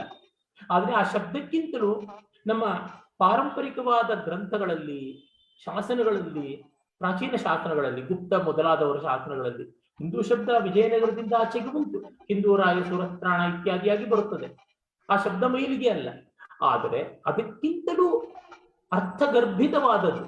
ಹಿಂದೂ ಶಬ್ದಕ್ಕೆ ಮೂಲಾರ್ಥ ನೋಡಿದ್ರೆ ಸಿಂಧೂ ದೇಶಕ್ಕೆ ಸಂಬಂಧಪಟ್ಟವರು, ಸಿಂಧೂ ನದಿಯಿಂದ ಆಚೆ ಇರುವವರು ಅಂತ ಆಗುತ್ತದೆ. ಅದಕ್ಕಿಂತ ಸನಾತನ ಅಂದ್ರೆ ಶಾಶ್ವತ, ಧರ್ಮ ಅಂದ್ರೆ ತಾಳಿಕೊಳ್ಳುವಿಕೆ, ಎಲ್ಲರನ್ನ ತಾಳಿಸುವ ಬಾಳಿಸುವ ಶಕ್ತಿ. ಹಾಗಾಗಿ ಶಾಶ್ವತವಾದ the universal and eternal sustainity, eternal sustenance ಅನ್ನುವ ಅರ್ಥದಲ್ಲಿ ಇರುವ ಪದ ನಮ್ಮದಾಗಿದೆ. ಅದು ಮೊದಲಿಂದಲೂ ಬಳಕೆಯಲ್ಲಿದೆ. ಮತ್ತೆ ಭಾರತೀಯ ಅನ್ನೋದು ಒಳ್ಳೆಯದಾದದ್ದು, ವಿಷ್ಣು ಪುರಾಣವೇ ಮೊದಲಾದದ್ದು ಇದೆ, ಬಳಸಬಹುದು, ಏನು ತೊಂದರೆ ಇಲ್ಲ. ಶಬ್ದಗಳ ವಿಷಯದಲ್ಲಿ ದೊಡ್ಡ ಚರ್ಚೆ ಬೇಕಿಲ್ಲ. ಯಾತಕ್ಕೆ ಅಂತಂದ್ರೆ, ನಮ್ಮ ದೇಶದಲ್ಲಿ ನಾನು ಮೊದಲೇ ಹೇಳಿದಂತೆ ಈ ನೆಲದಲ್ಲಿ ಹುಟ್ಟಿದವರು ಈ ನೆಲಕ್ಕೆ ನಿಷ್ಠರಾಗಿರಬೇಕು ಅನ್ನೋದು ಇಲ್ಲದೆ ಇದ್ದಾಗ ಬರುತ್ತದೆ. ಸಾಮಾನ್ಯ ನಾವು ಬಲ್ಲಂತೆ ಪ್ರಿಡೇಟರ್ ರಿಲಿಜನ್ಸ್ ಅಂತ ನಾವು ಏನು ಹೇಳ್ತೀವಿ, ಬೇಟೆಗಾರ ಮತಗಳು ತಮ್ಮ ತಮ್ಮ ಕೇಂದ್ರವನ್ನ ಈ ಭಾರತದ ಎಲ್ಲೆಯಿಂದ ಆಚೆಗೆ ಹೊಂದಿವೆ. ಮತ್ತೆ ಕಮ್ಯುನಿಸಂ ಮೊದಲಾದವು ಕೂಡ ಅದೇ ರೀತಿಯಾಗಿದೆ. ಯಾರ ಮೂಲ ಪ್ರೇರಣೆ ಈ ನೆಲದಿಂದ ಆಚೆಗಿರ್ತವೋ ಅವರಿಗೆ ಸಹಜವಾಗಿ ಈ ನೆಲದ ಮೇಲೆಲ್ಲ 10 ಮನೆಗಳಲ್ಲಿ ಇದು ಒಂದು ಅಂತ. ಬಾಡಿಗೆದಾರನಿಗೆ ಆ ಮನೆ ಮೇಲೆ ಅಂತ ಪ್ರೀತಿ ಇರೋಲ್ಲ. ಸ್ವಂತ ಮನೆ ಕಟ್ಟಿಕೊಂಡವ್ರಿಗೆ ಇರುತ್ತೆ. One has to own that. ನಾವು ಹೇಳ್ತೀವಲ್ಲ, unless you own it you can't flourish ಅಂತ. ಹಾಗೆ ಓನ್ ಮಾಡ್ಕೊಳ್ಳದೆ ಇದ್ದಾಗ ಆ ಸಂದರ್ಭ ಬರುತ್ತದೆ. ಮತ್ತೆ ಹೇಳ್ತೀನಿ, ಜಗತ್ತನ್ನೆಲ್ಲ ಕಮ್ಯುನಿಸಂ ಆಗಿಯೋ, ಕ್ಯಾಪಿಟಲಿಸಂ ಆಗಿಯೋ, ಇಸ್ಲಾಂ ಆಗಿಯೋ, ಕ್ರಿಶ್ಚಿಯನ್ನಿಯಾಗಿಯೋ ಮಾಡಿದ ತಕ್ಷಣ ಜಗತ್ತು ಸ್ವರ್ಗವಾಗೋಲ್ಲ. ಯಾಕೆಂದ್ರೆ ಕಮ್ಯುನಿಸ್ಟಿಕ್ ದೇಶಗಳು ಕೂಡ ತಮ್ಮಲ್ಲಿ ಜಗಳ ಆಡುತ್ತೆ. ರಷ್ಯಾ ಚೈನಾ ಜಗಳ ಆಡ್ಕೊಂಡು ಬೇಕಾದಷ್ಟು ಕಾಲ ಇದೆ. ಕ್ಯಾಪಿಟಲಿಸ್ಟಿಕ್ ಕಂಟ್ರೀಸ್ ಅವುಗಳಲ್ಲಿ ಕೂಡ ವೈಮನಸ್ಸಿಗಳು ಇದ್ದೇವೆ. ಅಮೆರಿಕಾ ಜೊತೆನಲ್ಲಿ ಫ್ರಾನ್ಸ್ಗಿರ್ಬೋದು, ಫ್ರಾನ್ಸಿನ ಜೊತೆಗೆ ಇಂಗ್ಲೆಂಡ್ಗಿರ್ಬೋದು, ಇವೆಲ್ಲ ಇರತಕ್ಕಂಥದ್ದು. ಜರ್ಮನ್ ಮತ್ತೆ ಫ್ರೆಂಚ್ ದೇಶಗಳ ನಡುವೆ ಇದ್ದ ಎಷ್ಟು ಸಂಘರ್ಷ ನಮಗೆ ಗೊತ್ತಿದೆ. ಹೀಗೆಲ್ಲ ನೋಡಬಹುದು. ಇನ್ನ ಕ್ರೈಸ್ತ ದೇಶಗಳೇ ಎಷ್ಟು ಕಚ್ಚಾಡತ್ವೆ ಅಂತ ನಮಗೆ ಗೊತ್ತಿದೆ. ಸನಾತನ ಧರ್ಮ ಅಂತ ಅನ್ನೋದನ್ನ ನಾನು ಏನಂತ ಹೇಳ್ತಾ ಇದ್ದೀನಿ, ನಮ್ಮ ಪರಂಪರೆಯಲ್ಲಿ ಏನ್ ಹೇಳ್ತಾ ಇದ್ದೀನಿ ಅಂತಂದ್ರೆ, ವ್ಯಕ್ತಿಯ ಸಂಸ್ಕಾರ ಸುಧಾರಣೆಗೆ ಸಂಬಂಧಪಟ್ಟದ್ದು. ಅಂಗೀಕಾರ ಬುದ್ಧಿ ಅಂದ್ರೆ ಪ್ರತ್ಯೇಕತಾವಾದ ಇಲ್ಲದೆ ಸಮೈಕ್ಯವಾದ ಅಂತಿವಲ್ಲ, ಅದಕ್ಕೆ ಸಂಬಂಧಪಟ್ಟದ್ದು ಸನಾತನ ಧರ್ಮ. ಹೀಗಾಗಿ ಅಲ್ಲಿ ಯಾವುದೇ ವೈಷಮ್ಯಕ್ಕೆ ಅವಕಾಶ ಇರುವುದಿಲ್ಲ. ಹಾಗಾಗಿ ನಮ್ಮ ಭಾರತದಲ್ಲಿ ಅನೇಕ ರಾಜ್ಯಗಳಿದ್ವು. ಬೇರೆ ಬೇರೆ ರಾಜರುಗಳು ಆಳ್ತಾ ಇದ್ರು. ರಾಜರುಗಳಿಗೆ ರಾಜಕೀಯವಾದ ವಿರೋಧ ಇದ್ರು. ಒಂದು ದೇಶದ ಪ್ರಜೆಗಳನ್ನ ಮತ್ತೊಬ್ಬ ರಾಜ ಹಿಂಸೆ ಮಾಡಿದ್ದಾಗಲಿ, ಆ ಒಂದು ದೇಶವನ್ನು ಮತ್ತೆ ಆಕ್ರಮಣ ಮಾಡಿಕೊಂಡ್ರೆ ಪ್ರಜೆಗಳನ್ನು ಹಿಂಸೆ ಮಾಡೋದಾಗಲಿ ಇರಲಿಲ್ಲ ಅಂತ ನಮ್ಮಲ್ಲಿ ಧರ್ಮಶಾಸ್ತ್ರಾದಿಗಳಲ್ಲಿ ಸ್ಪಷ್ಟವಾಗಿ ಗೊತ್ತಾಗುತ್ತದೆ. ಅರ್ಥಶಾಸ್ತ್ರದಲ್ಲೂ ಗೊತ್ತಾಗುತ್ತದೆ. ಅಲ್ಲಿ ಯಾವ ದೇಶಗಳಲ್ಲಿ ಯಾವ ರಾಜ್ಯಗಳಲ್ಲಿ ಯಾವ ವರ್ತನೆ ಇತ್ತು ಅದನ್ನು ಕಾಪಾಡಿಕೊಳ್ಳಬೇಕು ಅಂತ ಮುಖ್ಯ. ಧರ್ಮ ವಿಜಯಿ ಅಂತ ಹೇಳ್ತಾರೆ. ಇವೆಲ್ಲ ಪುಸ್ತಕದಲ್ಲಿದೆ, ಅರೆ ಪ್ರಾಕ್ಟೀಸ್ ಅಲ್ಲಿ ಎಷ್ಟಿತ್ತು ಅಂತ. ಮಿಕ್ಕ ಮತಗಳಲ್ಲಿ ಮಿಕ್ಕ ಇಸಮ್ಗಳಲ್ಲಿ ಪುಸ್ತಕದಲ್ಲಿ ಆದ್ರೂ ಅದು ಇದೆಯಾ ಅಂತ ನೋಡಿ, ಪುಸ್ತಕದಲ್ಲೂ ಅದು ಇಲ್ಲ. ಇಲ್ಲಿ ಪುಸ್ತಕದಲ್ಲಿದ್ದು ಪ್ರಾಕ್ಟೀಸ್ ಅಲ್ಲೂ ಬಂದಿದೆ. ಇಲ್ಲಿ ಮತಕ್ಕಾಗಿ ರಕ್ತಪಾತ ಎಲ್ಲಿ ಆಯ್ತು ನೋಡಿ. ಬೌದ್ಧ ಜೈನ, ಜೈನ ಸನಾತನ ಧರ್ಮ, ಬೌದ್ಧ ಸನಾತನ ಧರ್ಮ, ಹೀಗೆ ಪರಸ್ಪರ ವಾದ ವಿವಾದಗಳಿದ್ರು ಯಾರು ಕೂಡ ರಕ್ತಪಾತ ಮಾಡಿಕೊಳ್ಳಲಿಲ್ಲ, ಕ್ರೂಸೇಡ್ಗಳನ್ನು ಮಾಡಲಿಲ್ಲ, ಜಿಹಾದ್ಗಳನ್ನು ಮಾಡಲಿಲ್ಲ. ಇವುಗಳನ್ನು ನೋಡಿದರೆ ಗೊತ್ತಾಗುತ್ತದೆ ಈ ನೆಲದಲ್ಲಿ ಹುಟ್ಟಿದ ಮತಗಳ ರೀತಿ ಏನು. ಈ ಕಾರಣದಿಂದಲೇ ಅಂಬೇಡ್ಕರ್ ಅವರು ಬೌದ್ಧವನ್ನು ಅಪ್ಪಿಕೊಂಡ್ರೆ ಪರವಾಗಿಲ್ಲ, ಇಸ್ಲಾಂ ಕ್ರೈಸ್ತ ಮತಗಳು ಬೇಡ ಅಂತಂದಿತ್ತು. ಅದಕ್ಕೆ ಕಾರಣ ಹೇಗೆ ಭಾರತಕ್ಕೆ ವಿರೋಧಿ ಆದೀತು ಅಂತನ್ನೋ ದೃಷ್ಟಿಯಿಂದಲೇ ತಾನೆ. ಧನ್ಯವಾದಗಳು ಸರ್. ಮುಂದಿನ ಪ್ರಶ್ನೆ, ಇಂದಿನ ಶಿಕ್ಷಣ ವ್ಯವಸ್ಥೆಯಲ್ಲಿ ಭಾರತೀಯ ಚಿಂತನೆಗಳ ಆಧಾರಿತ ಪಠ್ಯಕ್ರಮ ರೂಪಿಸುವ ಕುರಿತು ನಿಮ್ಮ ಅಭಿಪ್ರಾಯವನ್ನು ತಿಳಿಸಿ ಸರ್. ಇದನ್ನು ನಾವು ಚುನಾಯಿಸಿರ್ತಕ್ಕಂಥ ಪ್ರಜಾಪ್ರತಿನಿಧಿಗಳು ಉತ್ತರ ಹೇಳಬೇಕು, ನಾನಲ್ಲ. ನಾನು ಹೇಳಿ ಮುಗಿಸಿದ್ದೀನಿ. ಇದುವರೆಗೂ ಹೇಳಿರೋ ಭಾಷಣ ಅಲ್ಲದೆ 40 ವರ್ಷಕ್ಕೂ ಹೆಚ್ಚಿನ ಕಾಲದಿಂದ ಬದುಕಿ ಬರೆದು ತೋರಿಸ್ತಾ ಇದ್ದೀನಿ. ಇದನ್ನು ನಮ್ಮ ರಾಜಕೀಯ ವ್ಯಕ್ತಿಗಳು ಯಾವುದೇ ಪಕ್ಷದವರಾಗಿರ್ಲಿ ಅವರು ಮಾಡಿಕೊಳ್ಳಬೇಕು. ಈ ವೇದಿಕೆಯ ಮೂಲಕ ನಾನು ಹೇಳೋದು, ಮೊದಲು ನಮ್ಮ ಸರ್ಕಾರಗಳಿವೆ, ಕೇಂದ್ರ ಸರ್ಕಾರಕ್ಕೆ ಹೇಳಿ, ಮುಖ್ಯವಾಗಿ 2ನೇ ಟರ್ಮ್ಗೂ ಬಂದಿದೆ, ಏನ್ ಮಾಡಿದ್ದಾರೆ, ಏನ್ ತಂದಿದ್ದಾರೆ ಈ ವಿಷಯದಲ್ಲಿ ಅಂತ ಅನ್ನೋದನ್ನು ಕೇಳಿಕೊಳ್ಳಿ ಹೇಳಿ. ಕಡೆಯದಾದ ಪ್ರಶ್ನೆ, ಯುವ ಜನತೆಗೆ ಮತ್ತು ವಿದ್ಯಾರ್ಥಿಗಳಿಗೆ ನಿಮ್ಮ ಸಂದೇಶವೇನು ಸರ್? ಸಂದೇಶ ಎಲ್ಲ ದೊಡ್ಡ ಮಾತು, ಸಂದೇಶ ಕೊಡುವಂತ ವ್ಯಕ್ತಿ ನಾನಲ್ಲ, ನಿವೇದಿಸಿಕೊಳ್ಳಬಲ್ಲೆ. ನಿವೇದನೆ ಏನೆಂದ್ರೆ, ದಯವಿಟ್ಟು ನಮ್ಮ ನೆಲದ ಮಾತನ್ನ, ಭಾಷೆಯನ್ನ ಮರೆಯಬೇಡಿ. ಇಂಗ್ಲಿಷ್ಗೆ ಅಂಟಿಕೊಂಡು ನಮ್ಮ ಕನ್ನಡ, ನಮ್ಮ ತೆಲುಗು, ನಮ್ಮ ತಮಿಳು, ನಮ್ಮ ಹಿಂದಿ, ನಮ್ಮ ಮರಾಠಿ, ನಮ್ಮ ಬಂಗಾಳಿ ಇವುಗಳನ್ನು ಮರೆತರೆ ತುಂಬಾ ದೊಡ್ಡ ಅನರ್ಥ. ಈ ನೆಲಕ್ಕೆ ನಾವು ಬೇಡವಾದವರಾಗ್ತೀವಿ, ಈ ನೆಲವೂ ನಮಗೆ ಬೇಡವಾಗುತ್ತದೆ. ಅದು ಒಂದು ಮುಖ್ಯವಾಗಿ ಬೇಕು. ಭಾಷೆ ತುಂಬಾ ಮುಖ್ಯ. ಯಾಕೆಂದ್ರೆ ಭಾಷೆಯ ಮೂಲಕ ಯಾವುದೆಲ್ಲ ಸಂಸ್ಕೃತಿ ಬರೋಕ್ಕೆ ಸಾಧ್ಯ ಇದೆ. ಆಮೇಲೆ ನಾನು ಪ್ರಾರ್ಥನೆ ಮಾಡುವುದೇನೆಂದ್ರೆ, ಬೇರೆ ಬೇರೆ ತಲೆಮಾರುಗಳ ಜೊತೆಗೆ ಬೆರೆಯಿರಿ. ಆಯಾ ವಯಸ್ಸಿನವ್ರ ಜೊತೆಗೇನೆ ಬೆರೆತರೆ ಮಿಕ್ಕ ವಯಸ್ಸಿನವರ ಅನುಭವಗಳು, ಮಿಕ್ಕ ವಯಸ್ಸಿನವರ ಆಲೋಚನೆಗಳು ನಮಗೆ ಗೊತ್ತಾಗಲ್ಲ. ನನ್ನ ಅನುಭವವನ್ನೇ ಉದಾಹರಣೆಯಾಗಿಟ್ಟು ಹೇಳ್ತೀನಿ. ನಾನು ನನ್ನ 20ನೇ ವಯಸ್ಸಿನ ಆಸುಪಾಸಿನಲ್ಲಿ ಇರುವಾಗಲೇ ನನಗಿಂತ 50-60 ವರ್ಷಕ್ಕೆ ಹಿರಿಯರಾದಂತವರ ಜೊತೆಯಲ್ಲಿ ಒಡನಾಟ ನಿರಂತರವಾಗಿತ್ತು. ಅಂದ್ರೆ ನನಗಿಂತ 50-60 ವರ್ಷಗಳ ಮುಂದೆ 80 ವರ್ಷ 70 ವರ್ಷದವರ ಜೊತೆಗೆ ಒಳ್ಳೆ ಆತ್ಮೀಯತೆ, ಸ್ನೇಹಿತನಂತ ಆತ್ಮೀಯತೆ ಇತ್ತು. ಈಗ ನನಗೆ ನನ್ನ 60ನೇ ವಯಸ್ಸಿಗೆ ಹತ್ತತ್ರ ಬರುತ್ತಿರುವಾಗ 20-30ನೇ ವಯಸ್ಸಿನವರ ಒಡನಾಟ ಒಂದಷ್ಟಿದೆ. ಹೀಗಾಗಿ ಸುಲಭವಾಗಿ 1.5 ಶತಮಾನದ ಅವಧಿ ನಮ್ದಾಗುತ್ತದೆ. ನಮ್ಮ ಬದುಕಿ ಹೆಚ್ಚು ಅಂದ್ರೆ 70-80 ವರ್ಷ. ಅದರ 2 ಪಟ್ಟಿನಷ್ಟು ಅಂದ್ರೆ 140-150 ವರ್ಷದಷ್ಟು ಜೀವನಾನುಭವ ನಾವು ಪಡ್ಕೊಳ್ಳೋದು ಹೇಗೆ? ಆ ಕಾರಣದಿಂದ ನಮ್ಮ ಕಪ್ಪೆ ಚಿಪ್ಪುಗಳಲ್ಲಿ, ನಮ್ಮ ಕಕ್ಕೂನಲ್ಲಿ, ನಮ್ಮ ಸೆಲ್ ಫೋನು, ವಾಟ್ಸಪ್, ಆ ಸ್ಟೇಟಸ್ ಅಲ್ಲದೆ ಬೇರೆ ವಯಸ್ಸಿನವ್ರ ಜೊತೆಗೆ ಆಕ್ಟಿವ್ ಎಂಗೇಜ್ಮೆಂಟ್ ಇಟ್ಕೋಬೇಕು. ವರ್ಚುವಲ್ ಎಂಗೇಜ್ಮೆಂಟ್, ಪ್ಯಾಸಿವ್ ಎಂಗೇಜ್ಮೆಂಟ್ ಅಷ್ಟಾಗಿ ಪ್ರಯೋಜನಕ್ಕೆ ಬರೋಲ್ಲ. ನೇರ ಸಂವಾದ ಬೇಕು. ಈ 2 ಅಂಶಗಳನ್ನ ಇಟ್ಟುಕೊಂಡ್ರೆ ತುಂಬಾ ಒಳ್ಳೆಯದು. ಮತ್ತೆ ಕೇಳ್ಕೊತೀನಿ, ಪ್ರತಿಯೊಬ್ಬ ಭಾರತೀಯರು ಮತಾತೀತವಾಗಿ, ಪ್ರಾಂತಾತೀತವಾಗಿ, ಭಾಷಾತೀತವಾಗಿ ಅವರವರ ಮಾತೃಭಾಷೆಗಳಲ್ಲಿ ಆದರೂ ರಾಮಾಯಣ ಮಹಾಭಾರತಗಳನ್ನ ಅಧಿಕೃತವಾದ ರೂಪದ್ದನ್ನು, ಯಾವ್ಯಾವುದು ಪರ್ವರ್ಷನ್ ಅಲ್ಲ, ಖಂಡಿತವಾಗಿ ದೇವದತ್ ಪಟ್ನಾಯಕ್ ಅಂತ ಅವ್ರು ಬರೆದ ಜಯಾ ಪುಸ್ತಕ ಓದಬೇಡಿ ಅಂತ ನಾನು ಹೇಳ್ತೀನಿ. AR ಕೃಷ್ಣಶಾಸ್ತ್ರಿಗಳು ಬರೆದಂತ ವಚನ ಭಾರತ ಓದಿ, ಕುವೆಂಪು ಅವರು ಬರೆದಂತ ಜನಪ್ರಿಯ ವಾಲ್ಮೀಕಿ ರಾಮಾಯಣ ಓದಿ. ಆ ಗುರು ಶಿಷ್ಯರು, ಕೃಷ್ಣಶಾಸ್ತ್ರಿಗಳು ಅಧ್ಯಾಪಕರಾಗಿದ್ರು, ಅವರ ವಿದ್ಯಾರ್ಥಿಯಾಗಿದ್ರು ಕುವೆಂಪು. ಆ ಗುರು ಶಿಷ್ಯರು ಬರೆದಂತ ರಾಮಾಯಣ ಮಹಾಭಾರತಗಳ ಸಂಗ್ರಹಗಳನ್ನ ಓದ್ಕೊಳ್ಳಿ ಕನ್ನಡದವರು. ಹಾಗೆ ಪ್ರತಿಯೊಂದು ಪ್ರಾಂತದವ್ರಿಗೂ ಆಯಾ ಭಾಷೆಯಲ್ಲಿ ಅಪ್ಪಟ ಇರುತ್ತದೆ, ಅಂಥದ್ದನ್ನು ಓದಿಕೊಳ್ಳಿ. ಅದು ಎಷ್ಟೋ ಪ್ರಯೋಜನವನ್ನು ತರುತ್ತದೆ. ಮತ್ತೆ ಧರ್ಮ ಬ್ರಹ್ಮ ರಸಗಳ ಬಗ್ಗೆ ತಿಳ್ಕೊಳ್ಳಿ. ಕೆಲವು ವಿವರಗಳು ಒಂದಷ್ಟು ಕೊಡೋದಕ್ಕೆ ಸಮಯವಿಲ್ಲವಾದ್ರಿಂದ ಹೇಳ್ತಾ ಇದ್ದೀನಿ. ಇಂಥದ್ದು ಮೂಲಭೂತವಾಗಿ ಮಾಡಿಕೊಳ್ಳಿ. ಒಂದು ವಿಜ್ಞಾನ, ಒಂದು ಕಲೆ, ಮತ್ತೆ ಒಂದು ಸಮಾಜಶಾಸ್ತ್ರ, ಈ 3 ತತ್ವಶಾಸ್ತ್ರದ ಜೊತೆಗೆ ಓದಿ. Every one should read philosophy. ಭಗವದ್ಗೀತೆಯನ್ನು ಓದ್ಕೊಳ್ಳಿ, ಉಪನಿಷತ್ ತತ್ವವನ್ನು ಚಿಂತನೆ ಮಾಡಿಕೊಳ್ಳಿ. ಕಷ್ಟ ಇಲ್ಲ ಜಾಸ್ತಿ. ಬೇಕಾದಷ್ಟಾಗುತ್ತದೆ ಅಂತ ನನಗನ್ಸುತ್ತದೆ. ಇದು ಪ್ರಾರ್ಥನೆ, ನಿವೇದನೆ. Definitely, sir. Thank you so much. It was an enlightening, enriching experience for all of us, and it gave us a better understanding of how we need to approach the Purusharthas and benefit not just us, but benefit for the nation, and make sure all of us make this nation a great nation. Thank you so much for all your time, sir. Now I would request the administrator to put up the slide for the tomorrow's program.